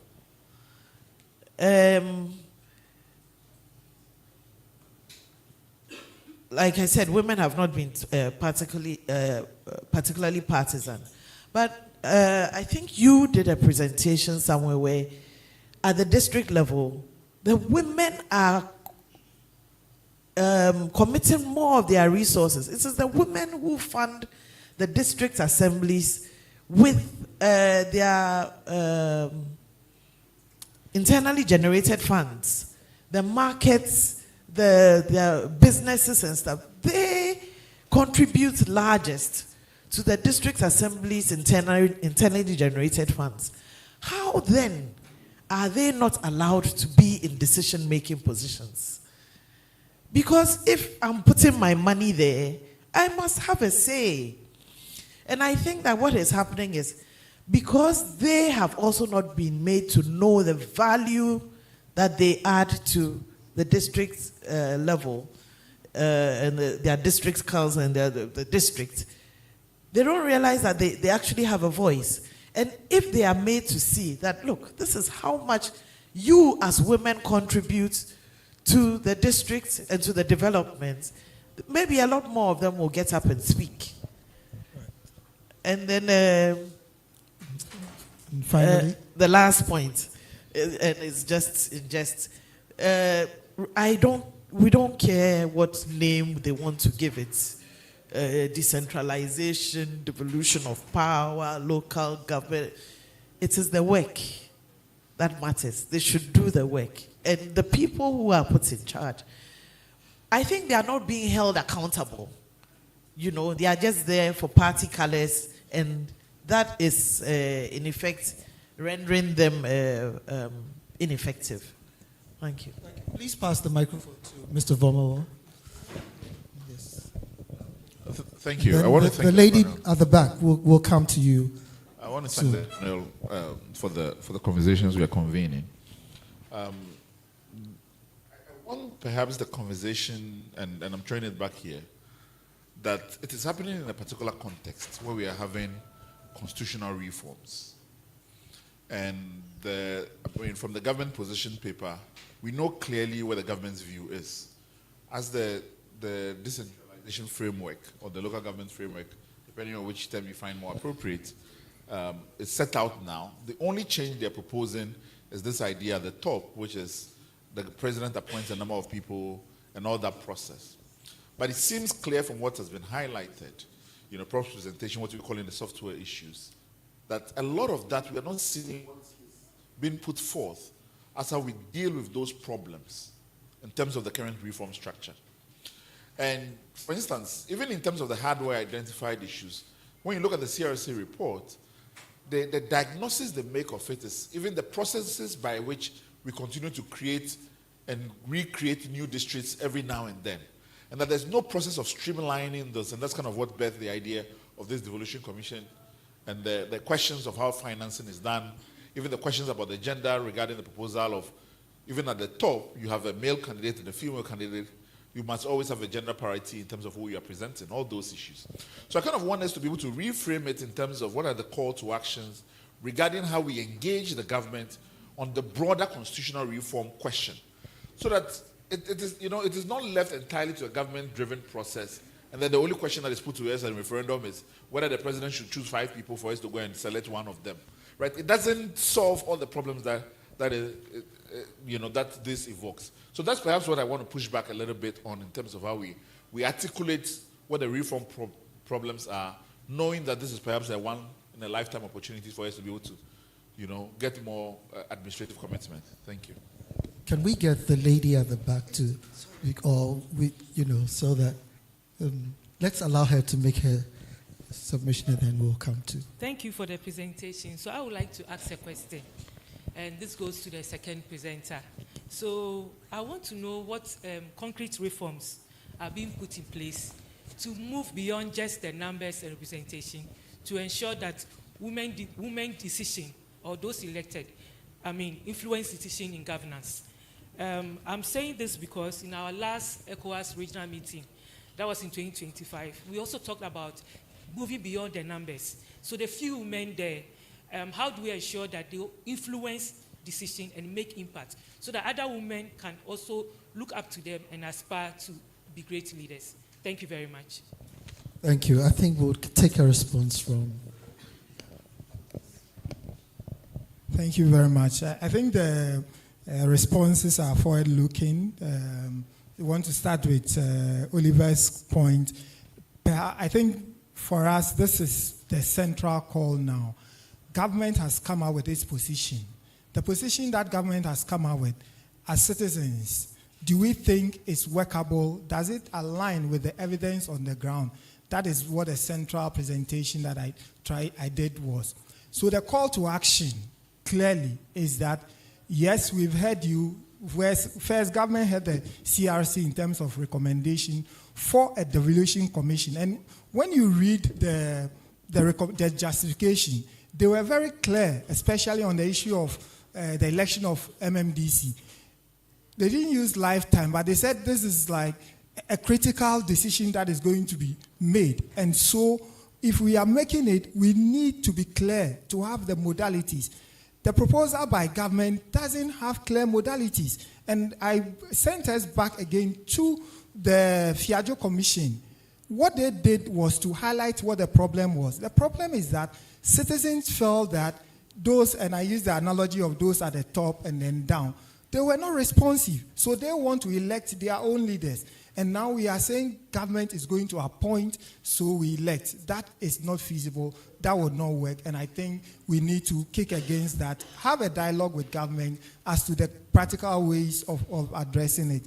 The second issue that I'll talk about, Madam Bridget, on the partisan versus non-partisan. So as a researcher, you would like to look at what the evidence is saying. So at some point, when I didn't believe in partisan, I didn't think it should be the way to go because of the morbid fear Prof talks about.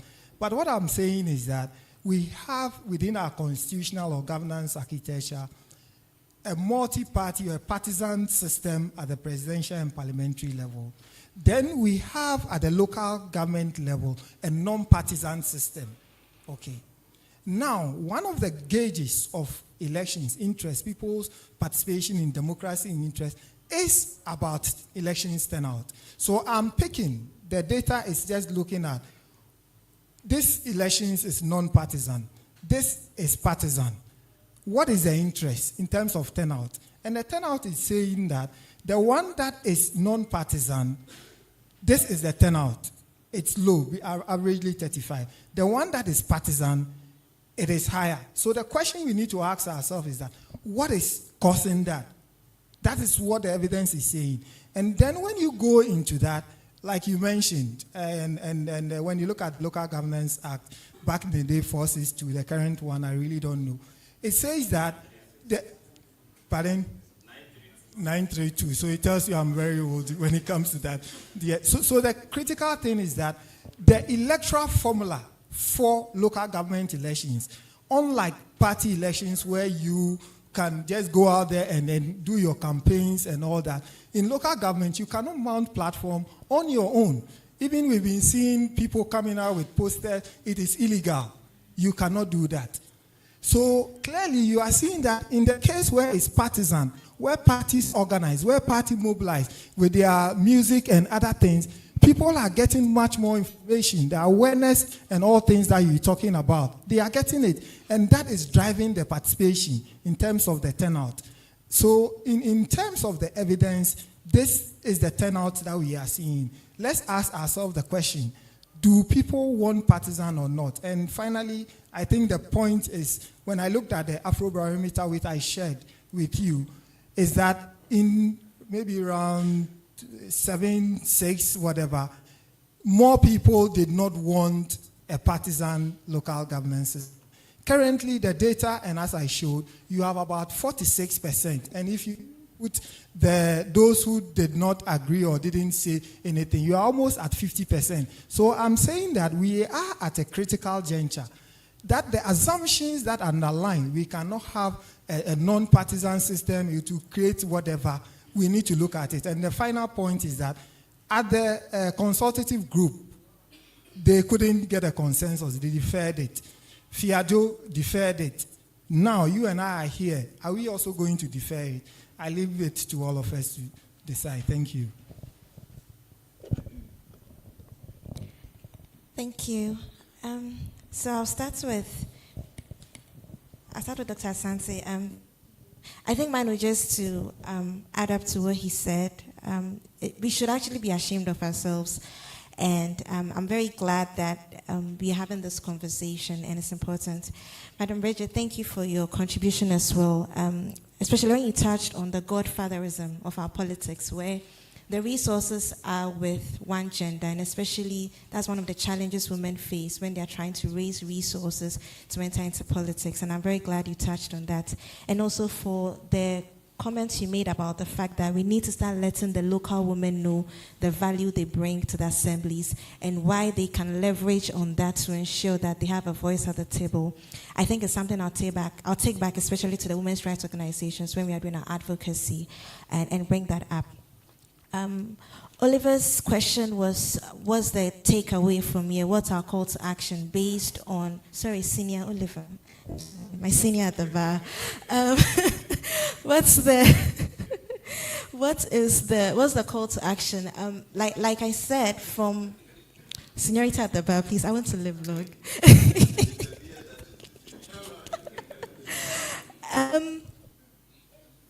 I think I agree with what Douglas is saying.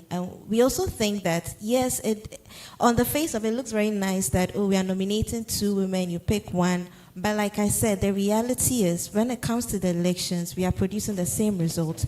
The women don't get elected, especially because of the cultural norm and barriers they face, especially at the local level. So beyond the elections, if government wants to retain its appointment, let me start with the appointed before the elections. If government wants to retain its 1/3, I would say that we already do have a legal framework, especially Section 14, Clause 2 of the Affirmative Action Act, that behoves on the president to make sure that we achieve 30% representation. So if he's nominating, then there's already an executive power. There's a law that says use your executive power to increase the numbers in the MMDAs. So for me, it's more about ensuring that if you want to maintain the appointment, use what the law says and bridge the number if you actually have the political will to do it, which is not being reflected. Then when we come to the elections, that's where I touched on the fact that the law has all these strategies and these frameworks that from local level we can build a pipeline of women, and we can also ensure their safety throughout the electoral process. So that's why I touched on all of those things. For me, if we want to be intentional, then like I said, let's have that local government, gender equity plan, where what are we doing as Ministry of Gender, as the local government? I think for a long time we've left the work to CSOs and women's rights organizations like Abantu, who have the Women in Politics training program, and they are just working in silos and single-handedly doing it. But if, as a country, in 2024, we said we've seen the deficit of women in our decision-making, we are coming up with a law with targets to meet it up. Why are we not being intentional about allocating resources, whether it is true, making sure the database is there? Because technology wants to fail me. If you look at the law, the framework is so detailed because consultations were done with the women about what they need to be able to stand for elections. So for me, yes, let's reject the nomination and election because it's going to use the same result. If we want to maintain the status quo, we do have a legal framework. Let's first set up the constitutional guarantee that will have not less than 1/3 of a gender being in the MMD is the composition, right? Let's make it gender neutral. Let's have that. And then based on that constitutional guarantee, strengthen the law and enforce that the executive power that is being exerted right now with the current status quo is used to address the imbalance. And that same executive power, not just executive power, that same power can be translated to our electoral system and ensure that reforms are made to achieve the quota we have in our constitution. For me, looking ahead, that's what I think would work. And then the last question about how do we move beyond numbers, from the lady at the back. The honest truth is you need your numbers. Like, we are talking about 4% as against 95%. I don't know if you've ever been the only woman in a room, but it can be very uncomfortable. I remember during the time we're trying to get the affirmative action bill passed in Parliament, and just 14 women as against, at the time, 200. It's very, you need a critical mass to make a decision. I'm not discounting the fact that beyond but I think access is important so that you can make an impact. And if right now they're not even having access, we're not having the numbers, it should not be enough to just have lone wolves in various, shall I say, demarcations, trying to push and trying to get things done. So for me, while we move beyond the numbers, we have to look at retaining the ones who are already there. You are right about that, whether in parliament or local government, especially the political actors. How do we engage these political women in making sure that they are retained? And how do we make sure that they transfer the knowledge to the next generation? So if you look in the AA Act, it's very intentional about mentorship for political parties, mentorship even at the local government, where we are mentoring successful aspirants and all of that, so that there's a transfer of knowledge to make sure that we have the retention, and then they have the institutional knowledge and memory they need to be able to also run. So I'll say that the Act has strategies for how do we move beyond the numbers, but we need the numbers. Without the numbers, it's very difficult to effect change. So thank you. Okay, very interesting, questions from the floor. I liked the interventions, because decentralization has always been a contested issue. Contested because of the inherent issues about conflict, about power, about authority, about responsibilities. Because of this, there are winners and losers. That's it. That's the point about decentralization. There are winners and losers. And nobody wants to lose. We all want to win. How do we do that? And I like the argument by Dr. Santi and then Mr. Vomao, Paka Vomao. So one, let me respond. You see, we have minority parties, the CPP, the PNC, and all the rest. And some of them are very strong in the districts, whether we like it or not. I mean, the point made by Dr. Santi that the Freetown was won by the opposition, it happened in South Africa, where the DA and Julius Maleme's Economic Freedom Party came together and won seats in Pretoria. Right? So I think that if we want to build the minority parties, we should We should start because the Constitution says that inclusiveness, make sure that citizens of the country participate in government and national life. I agree with you about the costs. We have not come there yet. But I think that one of the things that we will send to the government, what if we want to, we have two options.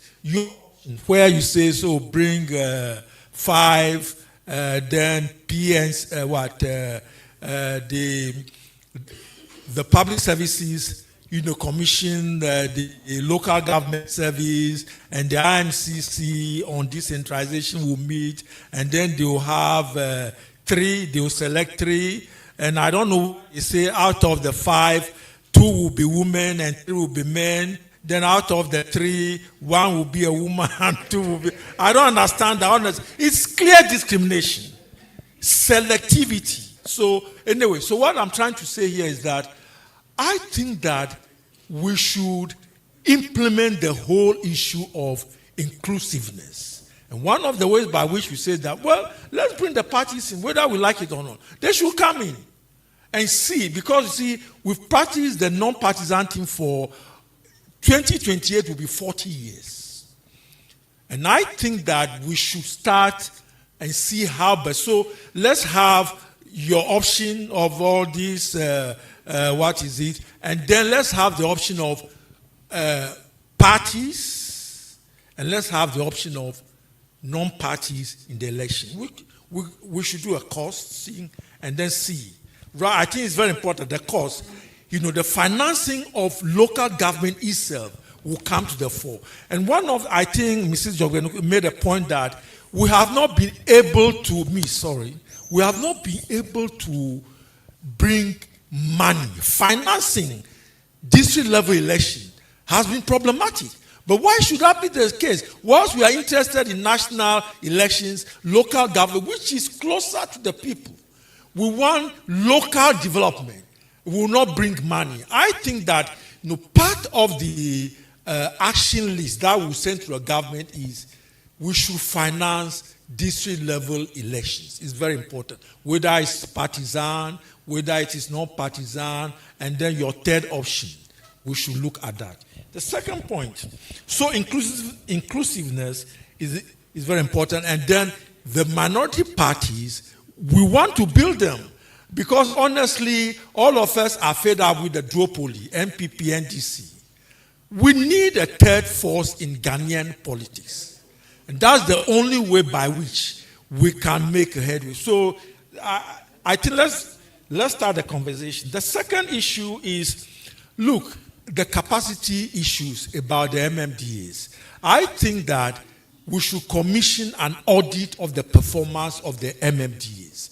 Indeed, their daily business, what do they do?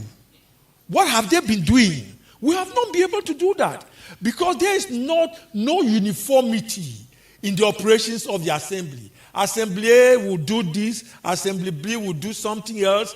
They are also not following the rules and regulations. Anybody will get up and do whatever. So let us do an audit of the daily operations of the MMDAs. I want to know, if you lodge a complaint with the assembly, how long does it take for the complaint to be addressed? I will tell you that even the cutting of trees which are creating a nuisance to a neighbor will take 1 year to address. 1 year to address. So let's do that. Let's see whether the final point is this whole issue of how can we have a common ground as far as maybe sending comments on the CRC2 report to the government. It's a very important point which has been raised, and we should be able to do that. Honestly, I do not like the whole issue of, this is a committee and therefore we'll come out with a position paper. What is that? I think it's a new thing which is coming.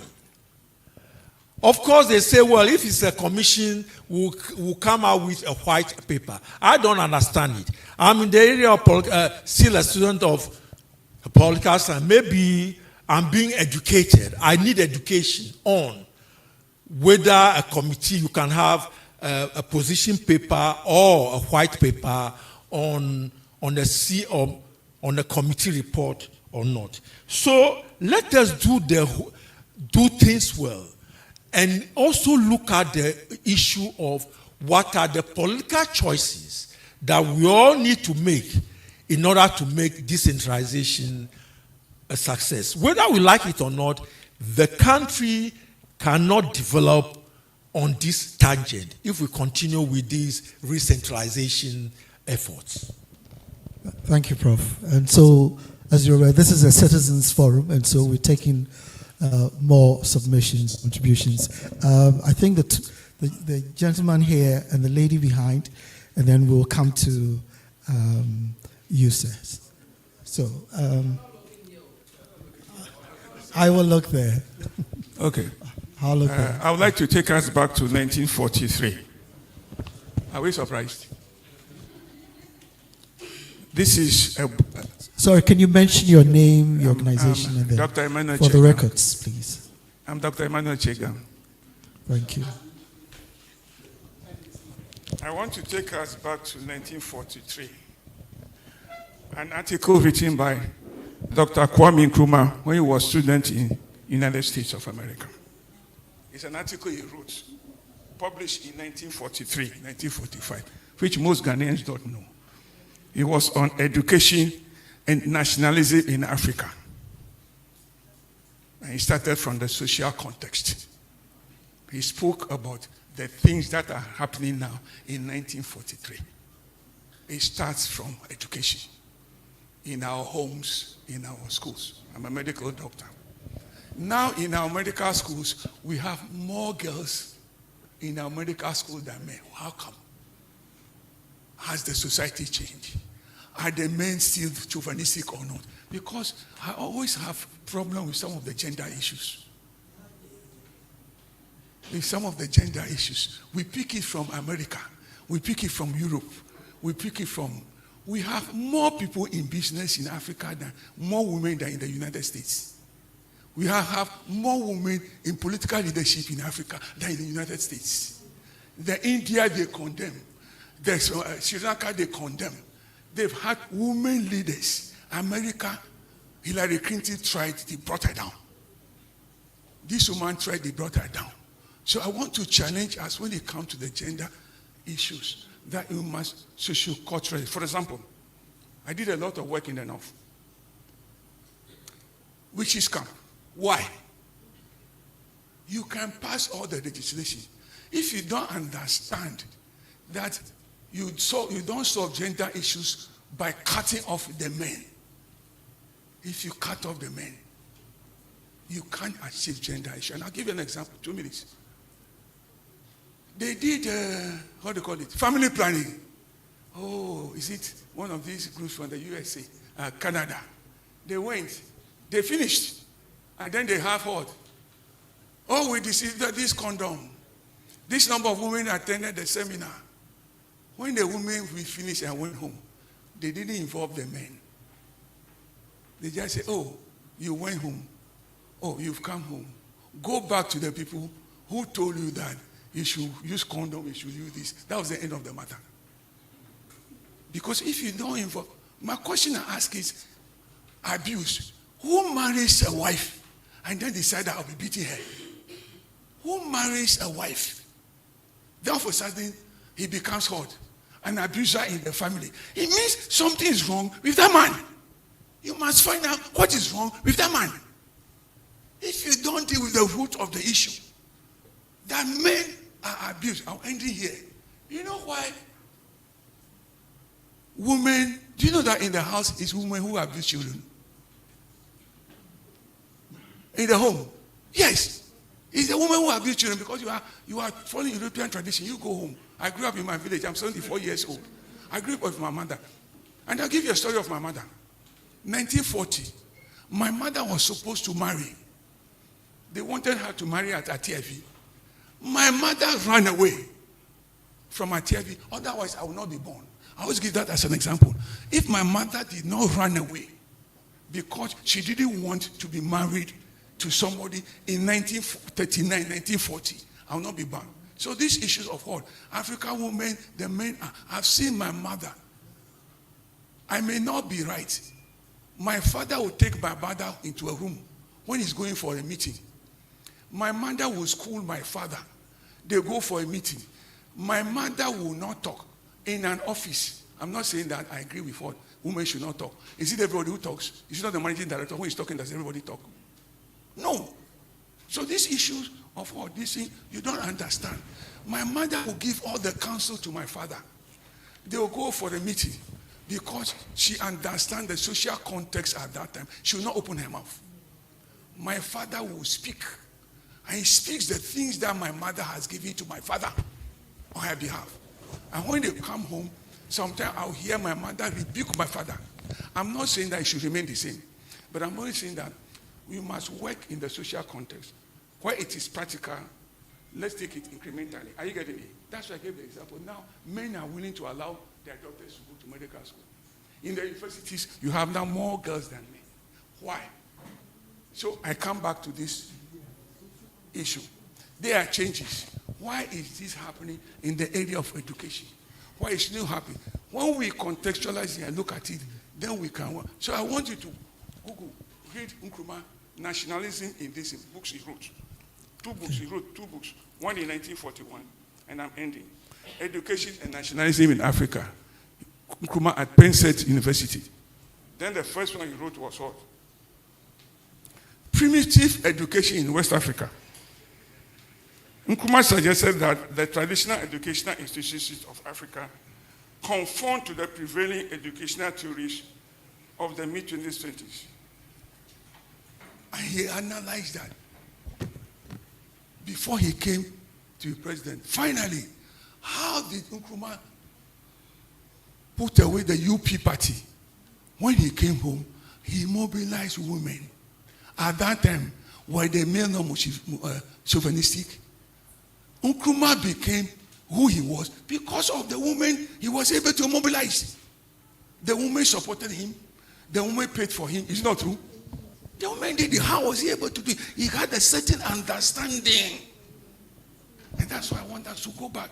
If we have that understanding, we can break the tradition. We can mobilize our women. Our women can be very effective. Thank you very much. Thank you. Would like your submissions to be as brief as possible. Before we move on? As brief as possible, because I can see quite a number of you would want to, speak.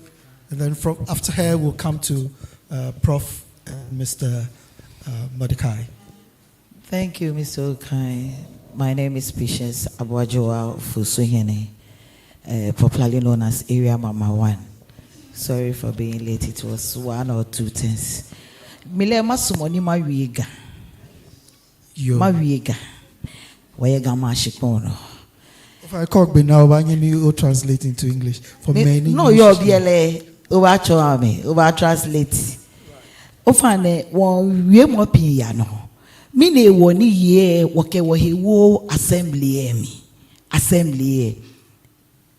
Ojogba NCC mina mefio adafie na mecha ta twalete assembly hu mini ni chumo ji assembly ni chumo ke ha mabie ke ha wo community assembly eni yoje mini potenji assembly ni chumo ake imbamla eshini insista we no ake ewiake boho ewo mekomefe demonstration aji ale noni assemblyman ni yo amakuchomi enuchumo ke noni assembly efio nkwe afi demonstration ni bi kome ya noni assembly da wotashi oba wie shie being a former assembly member ni bi pi ye na ye odole ko ya assembly emi common funds neke 5% ne sani akeha zonal councils na mekechu ni chumo eba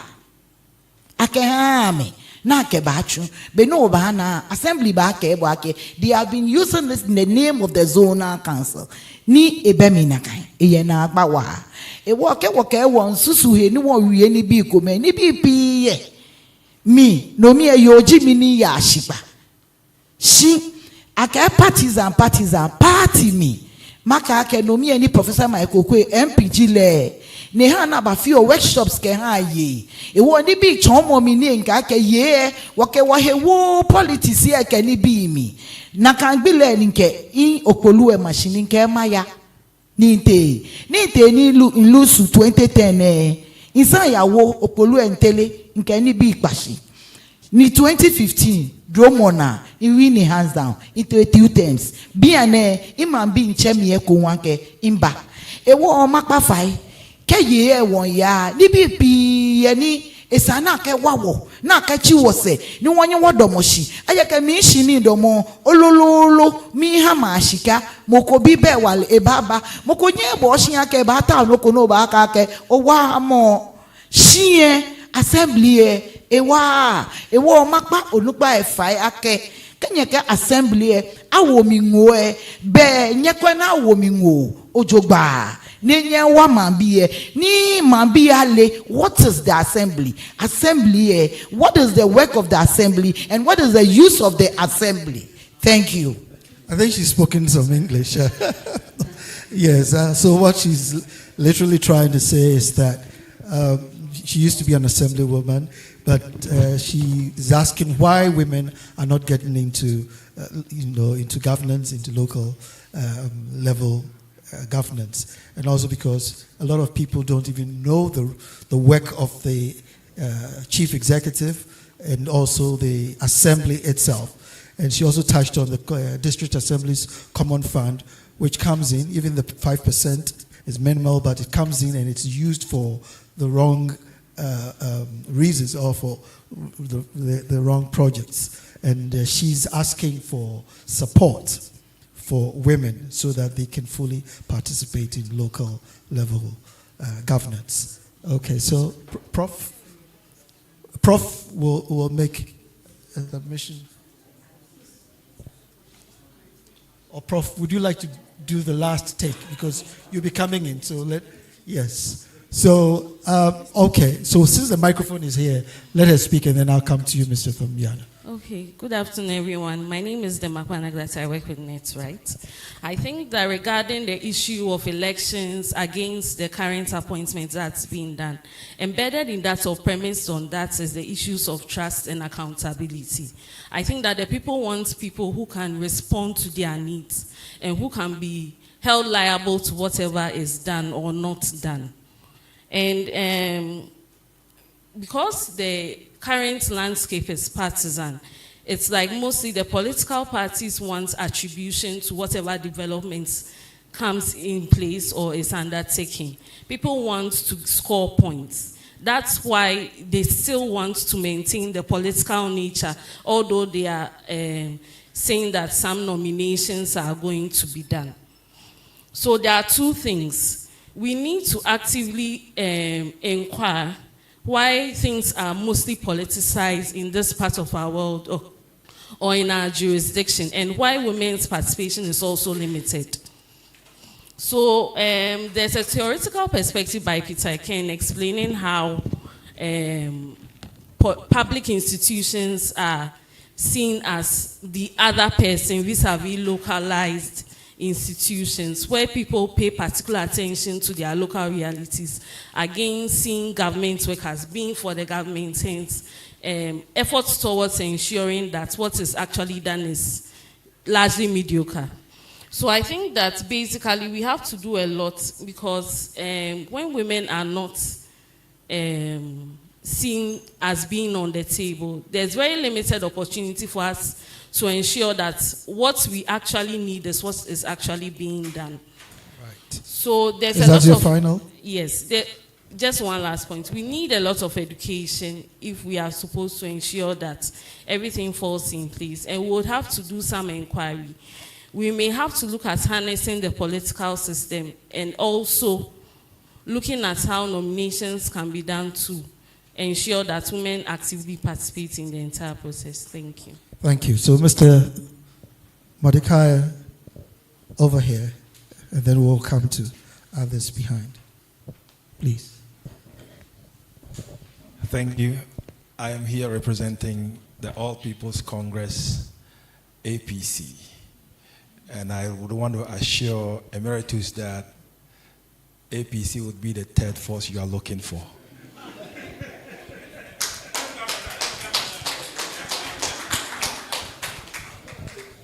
Why am I saying all this?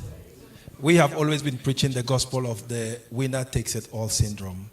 And that is what we have always seen when it comes to the governance of the NDC and then the NPP.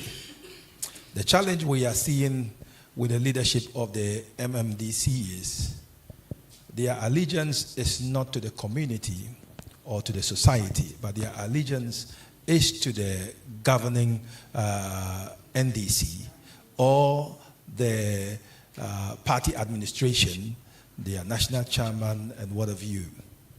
For instance, like my good friend Mr. Asante from the CDD spoke about, if it were a national executive of the NDC who probably encountered, flood and then calls on the NDCE, he would have responded quickly.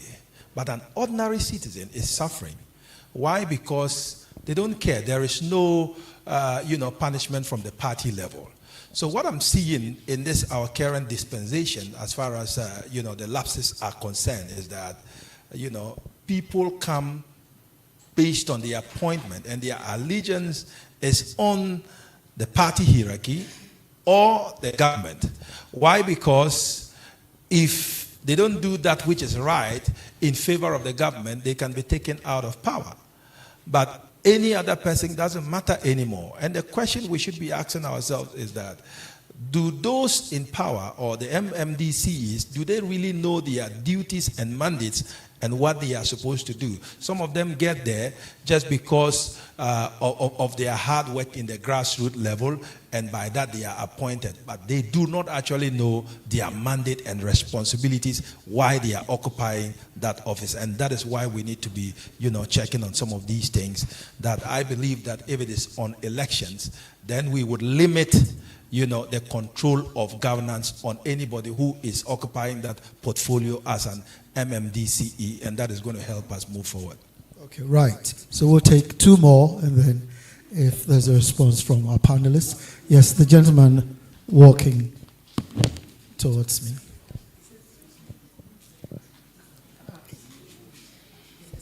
Thank you very much. My name is I Mohammed. Sorry, after you, Madam, we'll take the mic. Yes, go on, please. Okay. I'm Mohammed Musa from the EU.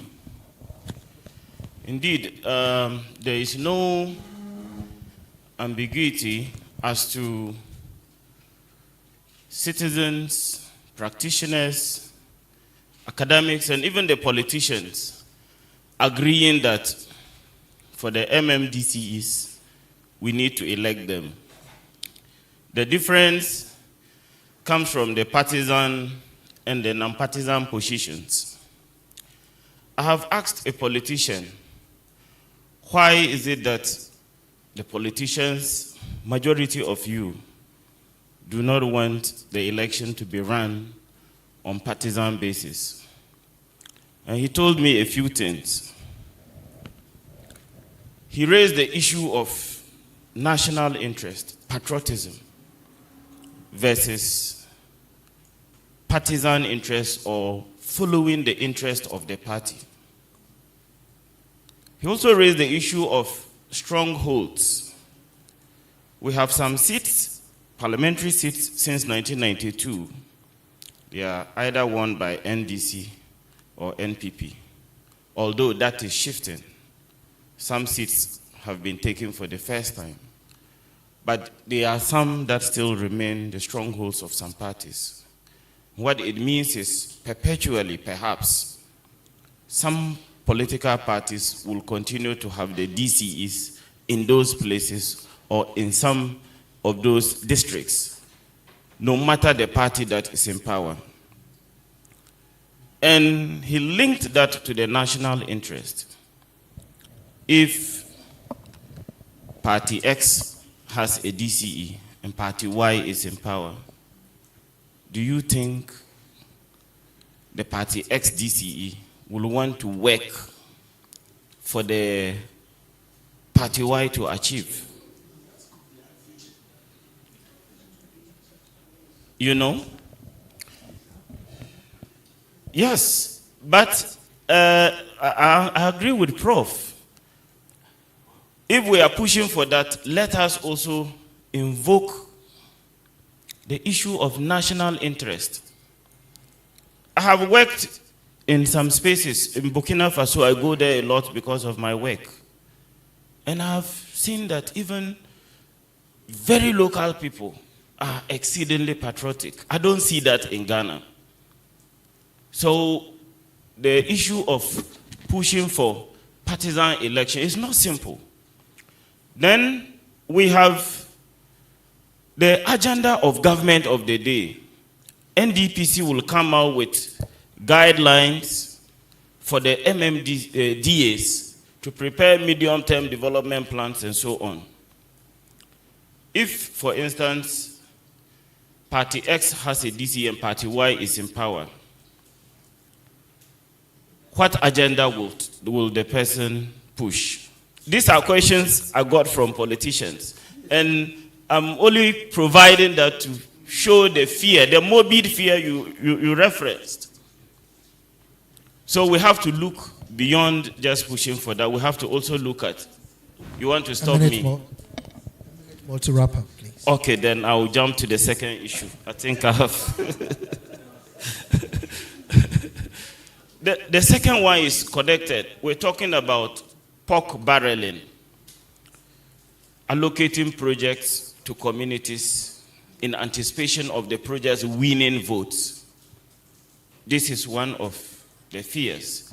The DCE has that power, to allocate some projects or to favor some communities over others.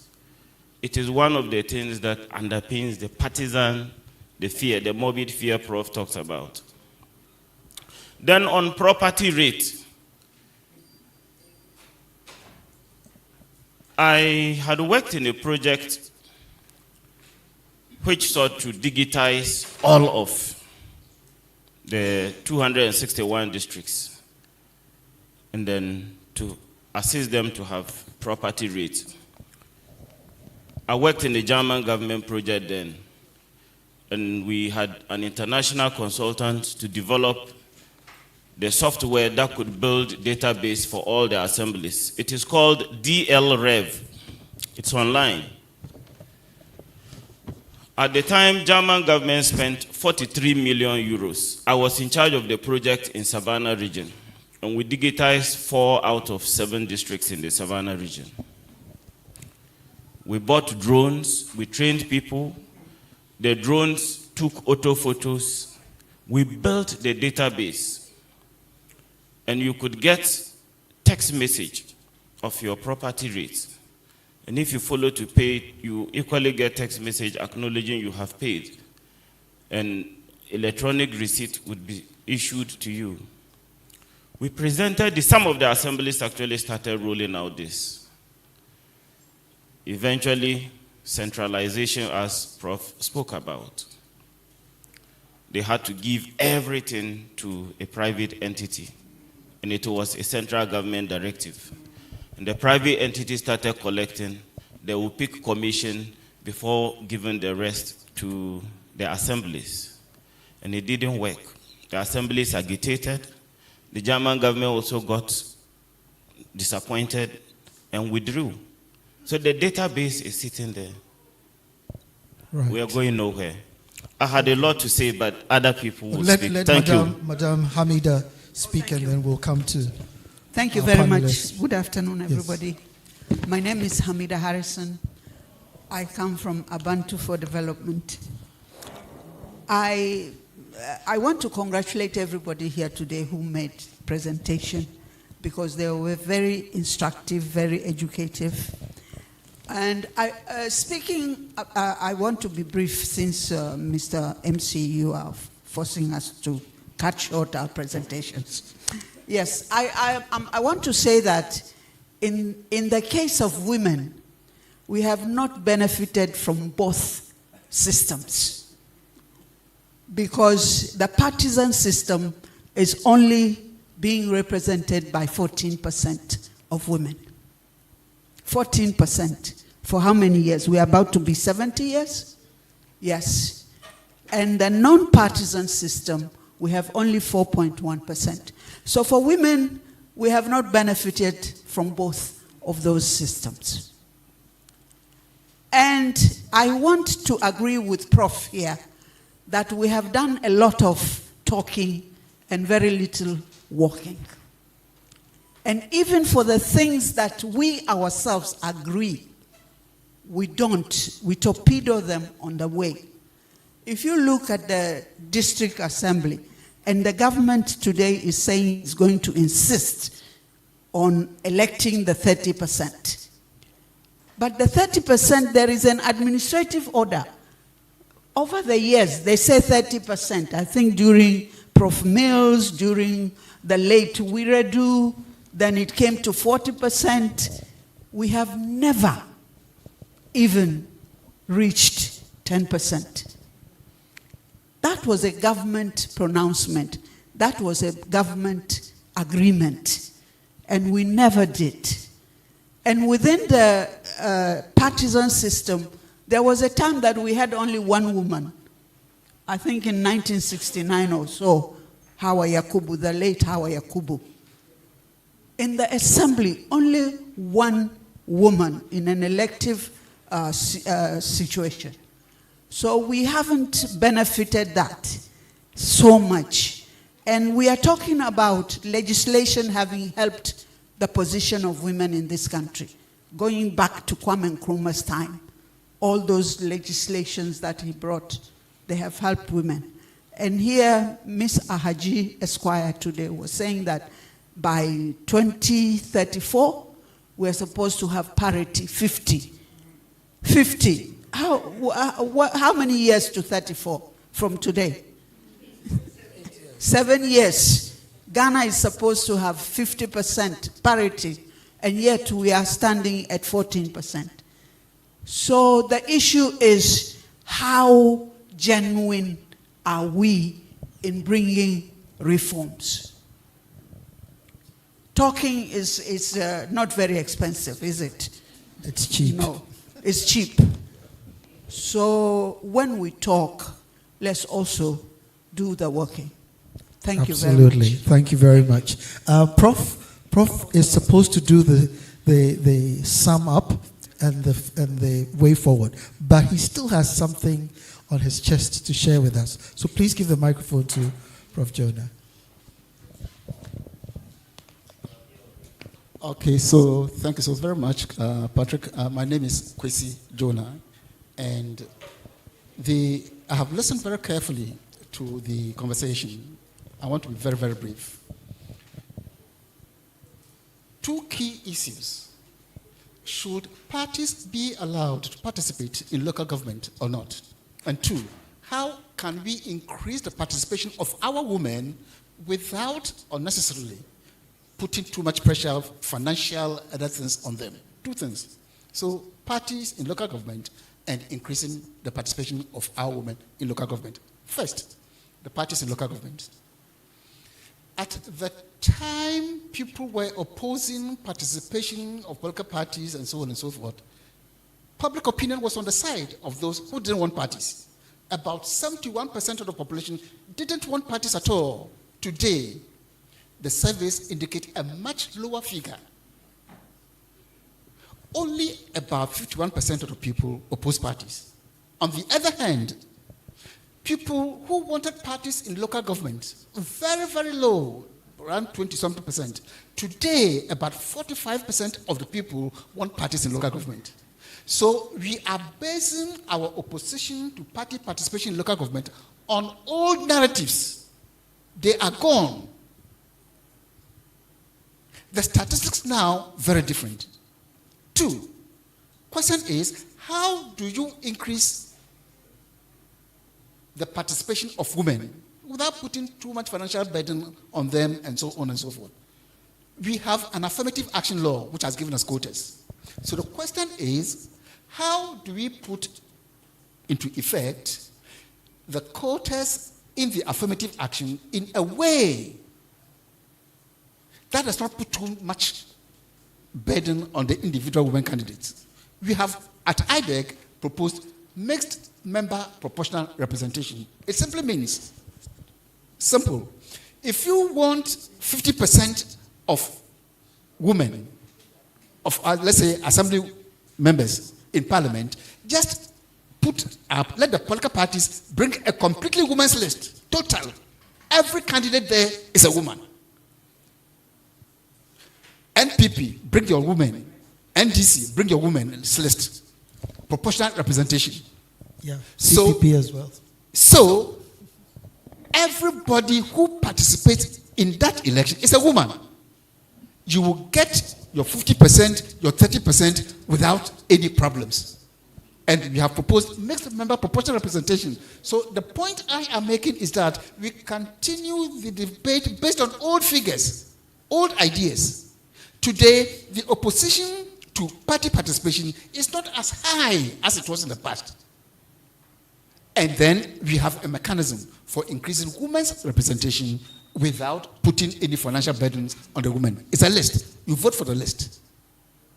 And whether it is NPP or NDC, you vote for the list, and all you do is you get your 40%, 50%, whatever the quotas indicate, without any problem. So we have all these proposals. Let us look at them in the light of current data.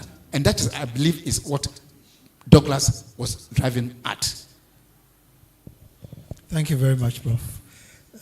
There's still quite a number. Okay, so we'll take the last three. Last three.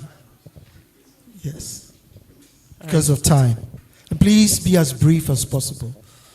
Time is fast spent.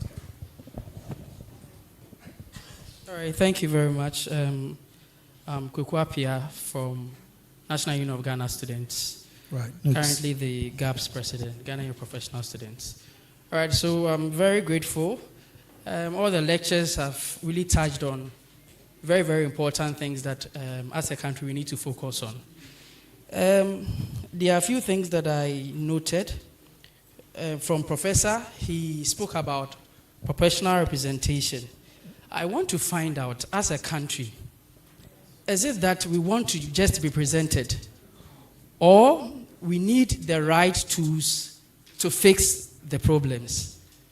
And if we need to fix, are we just going to put in women to be represented, or we need people who have the knowledge and skills to solve the issue? I do not have a problem with women empowerment, not at all, because I love my mom so much and she's an empowered woman. But I believe that as we are presenting more women in decision making, we make sure that they are equipped for that particular responsibility. Secondly, I want to know, at the end of this forum, where is the report going to? I want to know, because we've attended a lot of forum and a lot of discourse, but at the end of the day, the next year we come back to the same challenge. So I want to find out whether IDEC is going to forward this to Parliament, or whoever is going to take charge of this whole dialogue. I want to find out. The next thing I think you just limit it to two, so that others can also please let me just have the last one. All right, so I want to also look at Professor's presentation on decentralization. So in reference to AU, I realized that when we travel, I'm sure a lot of our opinion leaders and our policymakers travel a lot. And then when you go to the European countries, you realize that things are working. You see a lot of people on social media, the train system is working, the roads are working. How are they doing it? Isn't it the same decentralization methods that they are using? I realized that in Ghana, 5% of our total national revenue annually goes to the local government. And also, there are internally generated funds, the IGF, that are all put in place to ensure that local government works properly. I want to find out, is there any, apart from our public account system that is ongoing, we see on TV, which I feel is not doing proper justice to the system, I want to find out, is there any public education? Because I believe that if the Ghanaian people would know exactly what our MMDAs are doing, there should be a sensitization program, just like what Singaro Production used to do with, drug education and all that. We should have a comic version, a breakdown of exactly what we need to know, so that, yes, we can have that on TV. Okay. And also, they have to have this more of the public account system where an amount allocated are publicly declared, allocated for each of the districts or each of the municipal assemblies. Right. Then we can know exactly how much they have used as per their allocations. So I believe that if these things are put in place, it's really going to help the country move forward. Sweeney would need the microphone. I think most of your submissions or questions were targeted at Prof. Jonah, so I'm going to ask him to respond to it. And then we'll take the last two, and then we'll wrap up with questions to our panelists, and then the way forward. We'll come to you. Okay, all right. He doesn't need to respond. Okay. Good afternoon, everyone. My name is Pascaline Derry from Policy Bridge Institute Africa. So first off, I would want to debunk a few things that my brother said concerning women not being in their capacity. I believe that it is a wrong notion because let's take the typical example of the Vice President of Ghana. First, she had the opportunity to be the first Vice Chancellor of University of Cape Coast. She built capacity. She learned on the job. Then it equipped her to be the first Minister for Education, and it has now also equipped her to be a very good Vice President. So that means that if a woman is not first given an opportunity to serve in a role, in a capacity, she cannot learn from her mistake. She cannot have first-hand experiences so that if she's given other bigger roles, she can serve in that place. So that is, so first off, let's give the women the roles, whatever, any way possible, let's just give them the role. Then also my other question comes to Prof, Emeritus Prof, on the conversation of fiscal decentralization.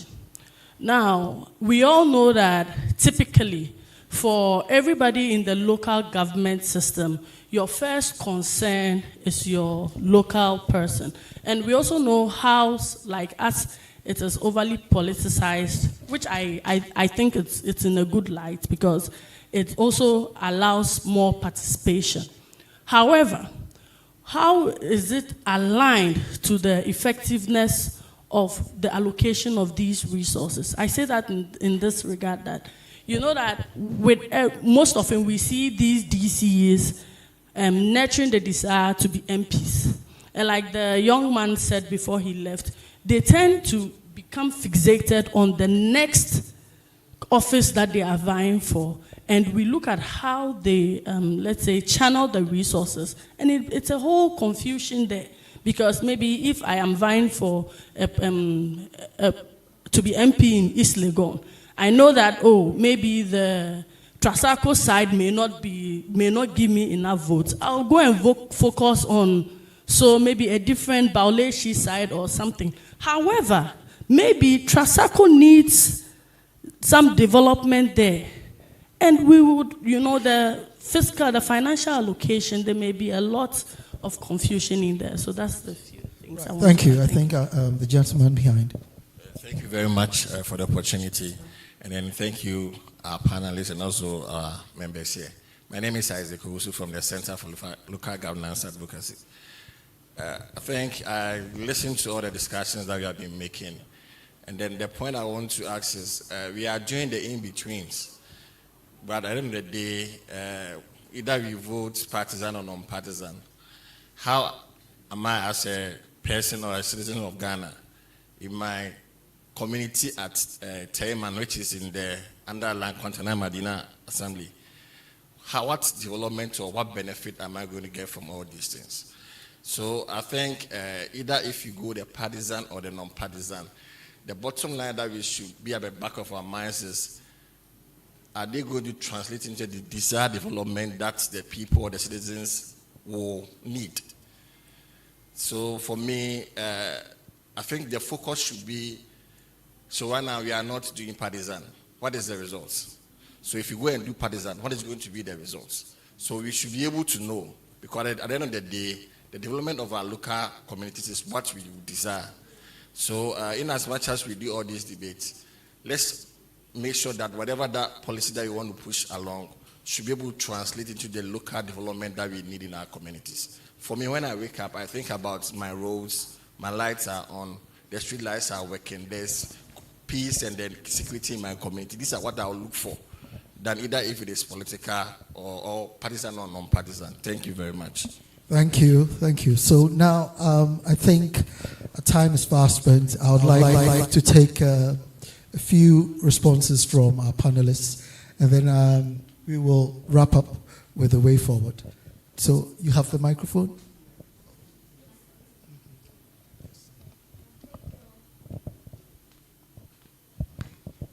For all the feedback. It's been a very insightful discussion. We're learning a lot. Just to respond to some of the issues that we raised, for me, in conclusion, as a society, we should be ready to learn and unlearn.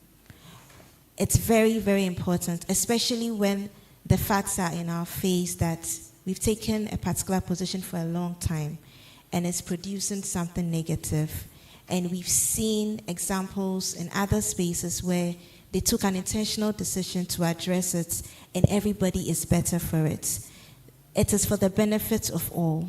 And every human being or every person should be willing to have a growth mindset, saying that maybe I used to hold on to certain beliefs, but in the face of what I see now, it's okay to unlearn and learn new things. And leading to that, I just want to also say that the advocacy for inclusivity, especially on the gender front, is not necessarily a Western concept. I don't want anyone to leave this room thinking it is a Western concept that we are trying to bring into our society and we want to try and turn ours into the West. I'm very glad that someone talked about how in the medical school you have more girls now, but that was because there was an intentional decision made. You had the Girl Child Education Unit back in the 2000s that came up with, we saw that a lot of girls were not going to school. We started to send your girl child to school. That intentional decision has produced the quality of women we have today. It's all about taking an intentional decision and saying that there is a deficit. How do I make sure that I come up with an intentional decision to make sure that this deficit is addressed? Socialization doesn't happen by chance. You have to be intentional. You have to be intentional, whether it's by a policy or by a law. You have to be intentional with a program or whatever it is to address it. So if we leave the status quo as it is, things will not change. And Kwame Nkrumah noticed this. Even though he had a woman mobilizing for him, in 1960, like Auntie Amida said, he passed the Representation of the People's Act. And we had 10 women come because he knew that if they go for elections, they probably will not be there. And then he brought in the 10 women to parliament. And then we had 9.8%. And then in 1965, when we had our first elections, that number rose to 18%. And that's the highest number of women we've ever had in parliament, even up till now. So affirmative action, the conversation, it has worked before in Ghana. That's my point. And it can work again if we are ready to be intentional about it. If we are ready to unlearn and learn. So that will be my last. And then for me, looking ahead, the 2027 elections are coming. Government has also said that they want to add these referendums to the questions that will go for the 2027 election. We should start thinking about it. This is where, like Prof said, when you start the Constitution, it says that the power belongs to the people. Now, for some of the key things, they are coming back to us, the people, to decide. This is our leverage. So whether we are looking at it from a gender front or from partisan, whatever aspect, the power might be coming back to us at the referendum to decide. This is where we leverage on our power and decide that this is what we want and this is how we want things to change. So let's start also looking toward the 2027 elections and see what we can do before. Thank you. Thank you. So, yeah, Prof would speak and then we are done. So I think for me, the way forward from this conference is that the fact that has to be established based on data is that from our Afrobarometer, 47.6% of citizens surveyed want political parties in local governance. 43.5% don't want. So we know where the scale is, what has shifted. Secondly, we had assumptions around the kind of local governance that we want. We've done it for 30 years. What is the result? Like you asked. The result is that you are flooded. You are calling your MMDC. He's not coming because the president has called him. And if he doesn't respond to that call, he will be dismissed and nothing will happen. But if he knows that you elected him, he will respond to your call because at the next elections you will lose, just as we have with MMDC MPs. And then also, I think the point has been made that, if the political parties come in, our advocacy has been very clear. You cannot just bring political parties in. We need to get an institutional mechanism, electoral formula. We need to work out the mechanisms that are needed. So when we engage the committee, and that's where we agreed with them, we propose that there should be a multi-party democracy commission. As Prof said, reform is a continuous thing. That will take hold of reforms that are needed, local governance, and all aspects to ensure that continuously there is an institution that is insulated from the government.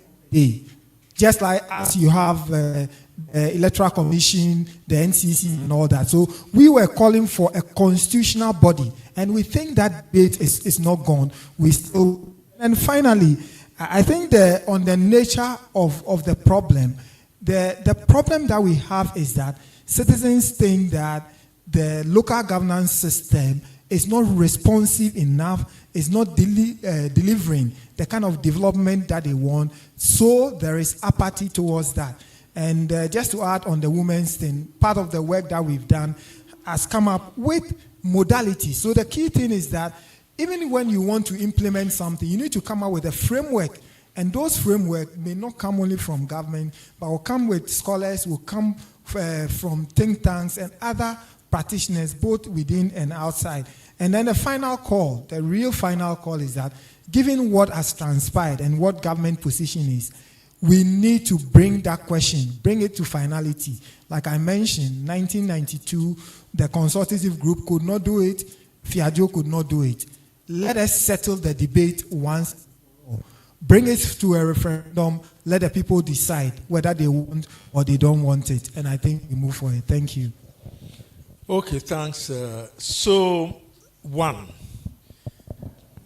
I still feel that decentralization provides the mechanism to promote inclusiveness in Ghana.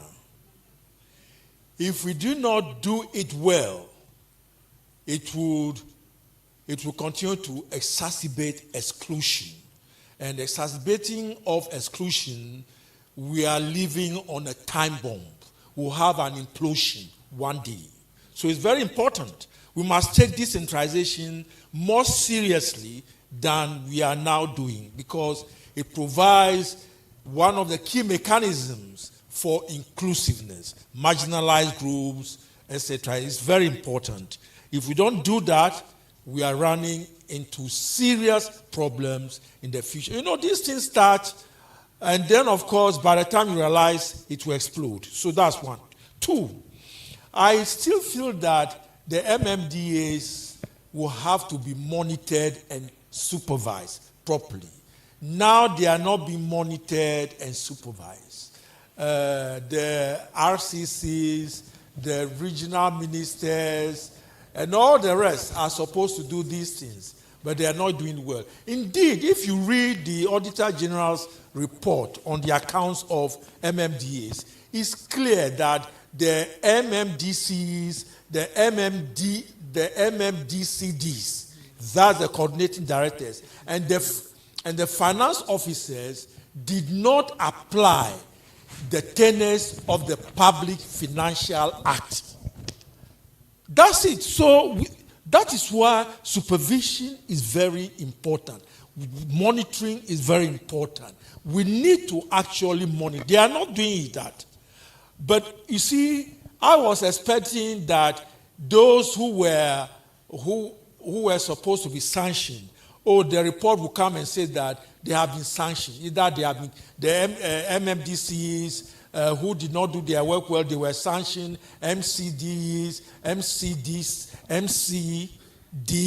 sanctioned, or FOs. Nothing was done. So the report is still lying there. So let us also implement the report of the Auditor General. My final point, the question about fiscal decentralization was raised. It's a very important issue. The question about the DACF is regularity, the way it is used, the way even the formula is designed.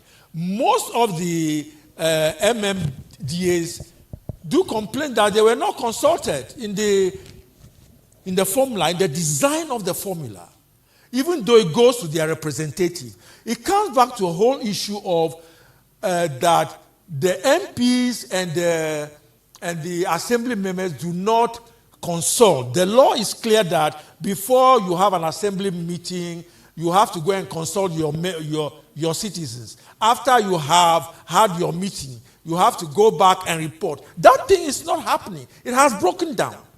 So again, we need to, almost everything is there. But how do we implement? Implementation is very, very poor. And I think if we are not able to do this, then of course the assemblies will become a waste pipe. And if it becomes a waste pipe, it means no local development. And local development will give us inclusiveness. Thanks. Thank you very much. A round of applause to our panelists and yourselves for the contributions that you've all made. But we'll take our final item, and that is the closing reflections and way forward. And I'll ask my professor, Kwesi Jonah, Senior Research Fellow, Head Advocacy and Institutional Relations here at IDEC, to sum it all up. Thank you. So I guess my very first responsibility will be to thank everybody, especially our panelists, our emeritus professor, Becky, the young lawyer, bright lawyer, Douglas Cote. I didn't know. I thought Quate and Cote are the same. But now you tell me that Cote.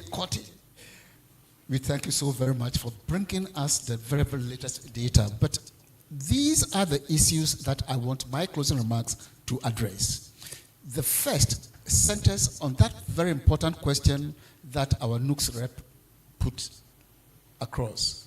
Where is this report going? The outcome of today's meeting will inform every process of the Constitutional Review Committee process. So there's going to be a Constitutional Review Implementation Committee. The report will go to Parliament. Whatever findings we have made here today will inform the process. The Constitutional Review Implementation Committee will have access to what we have found out here.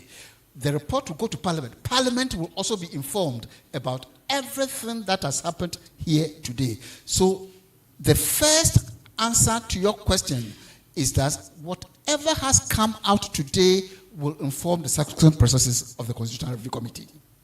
CRIC, Constitutional Review Implementation Committee, will have access. Parliament's work will be informed by what we have found out today. The second, two things have come out here. Everybody here is keen on increasing women's representation. So the targets set in the Affirmative Action Act, I think it is called Gender Equity Act, you will make sure that what the people want as has come out clear today, informs the attainment of these targets. It is very, very important for our women to get their rightful place in political decision making. Somebody, one lady said the point that somebody made, we want quality. There is more quality in our women than in our men. I have 3 boys and 1 girl. The girl turns out to be the very best. Better than the 3 boys that I... So I should have seen a medical doctor to inject me to get more women. The girl is flying very, very high. I should have gone to look for a doctor who inject me to produce more girls, so because she is the one who is flying very, very high. So it is not a question of talent at all. There's more quality in our women than even in our men. And this is going to inform our advocacy. It is going to inform our advocacy. We're going to make sure that our women take their rightful place in decision making in this country. The other point that has come out very clearly is that even though we continue to, we are very interested in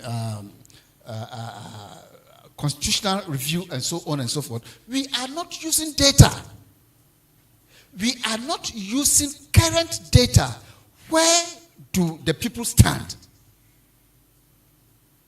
on this process? The people want political parties to get involved in local government. That is what the data says. The people, so let us do it, but do it in a way that does not hinder women's representation. On that, IDEC will not compromise at all. We will make sure that we use the current data. Mr. Douglas Cote, gave us the current data, and the current data clearly indicates that people want the parties to get involved. People also want a woman to take their rightful place. So we are going to combine the latest data together with the aspiration of the people to see more women's involvement to make sure that this is what happens in the constitutional review process. Now, let me also say this. Local government, decentralization is all about people. Why do you want local government? Why do you want to decentralize? Because we want the people to benefit from democracy. We want the people to participate in democracy. And we want development that is people-centered.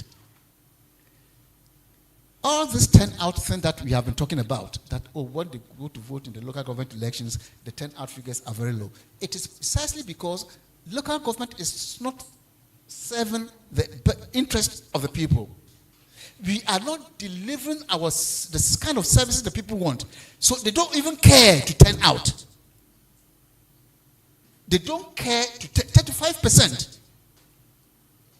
If we produce the kind of local government or decentralization that serves the interest of the people, turn out to be high.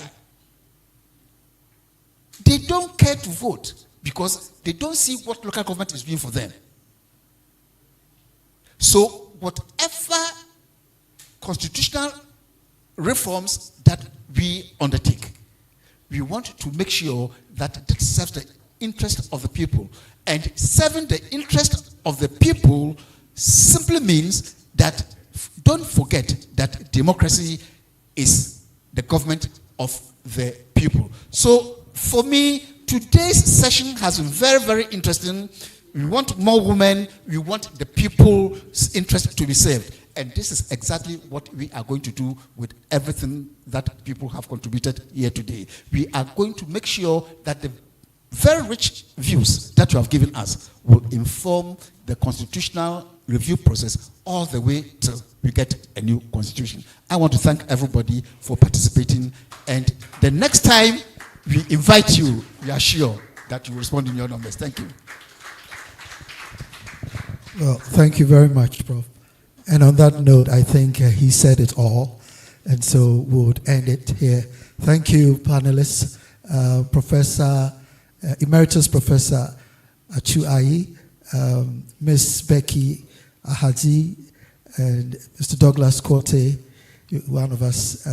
We are so grateful for your time and the contributions you've made to this program. Prof, thank you so much. And to all of you, please, a round of applause. God bless you. We'll take a group photo outside. Please don't disappear. There's a photo up. We'll do that outside. And then, yes, we can disperse. I think there'll be some refreshment or some package that you can take. Right. Thank you.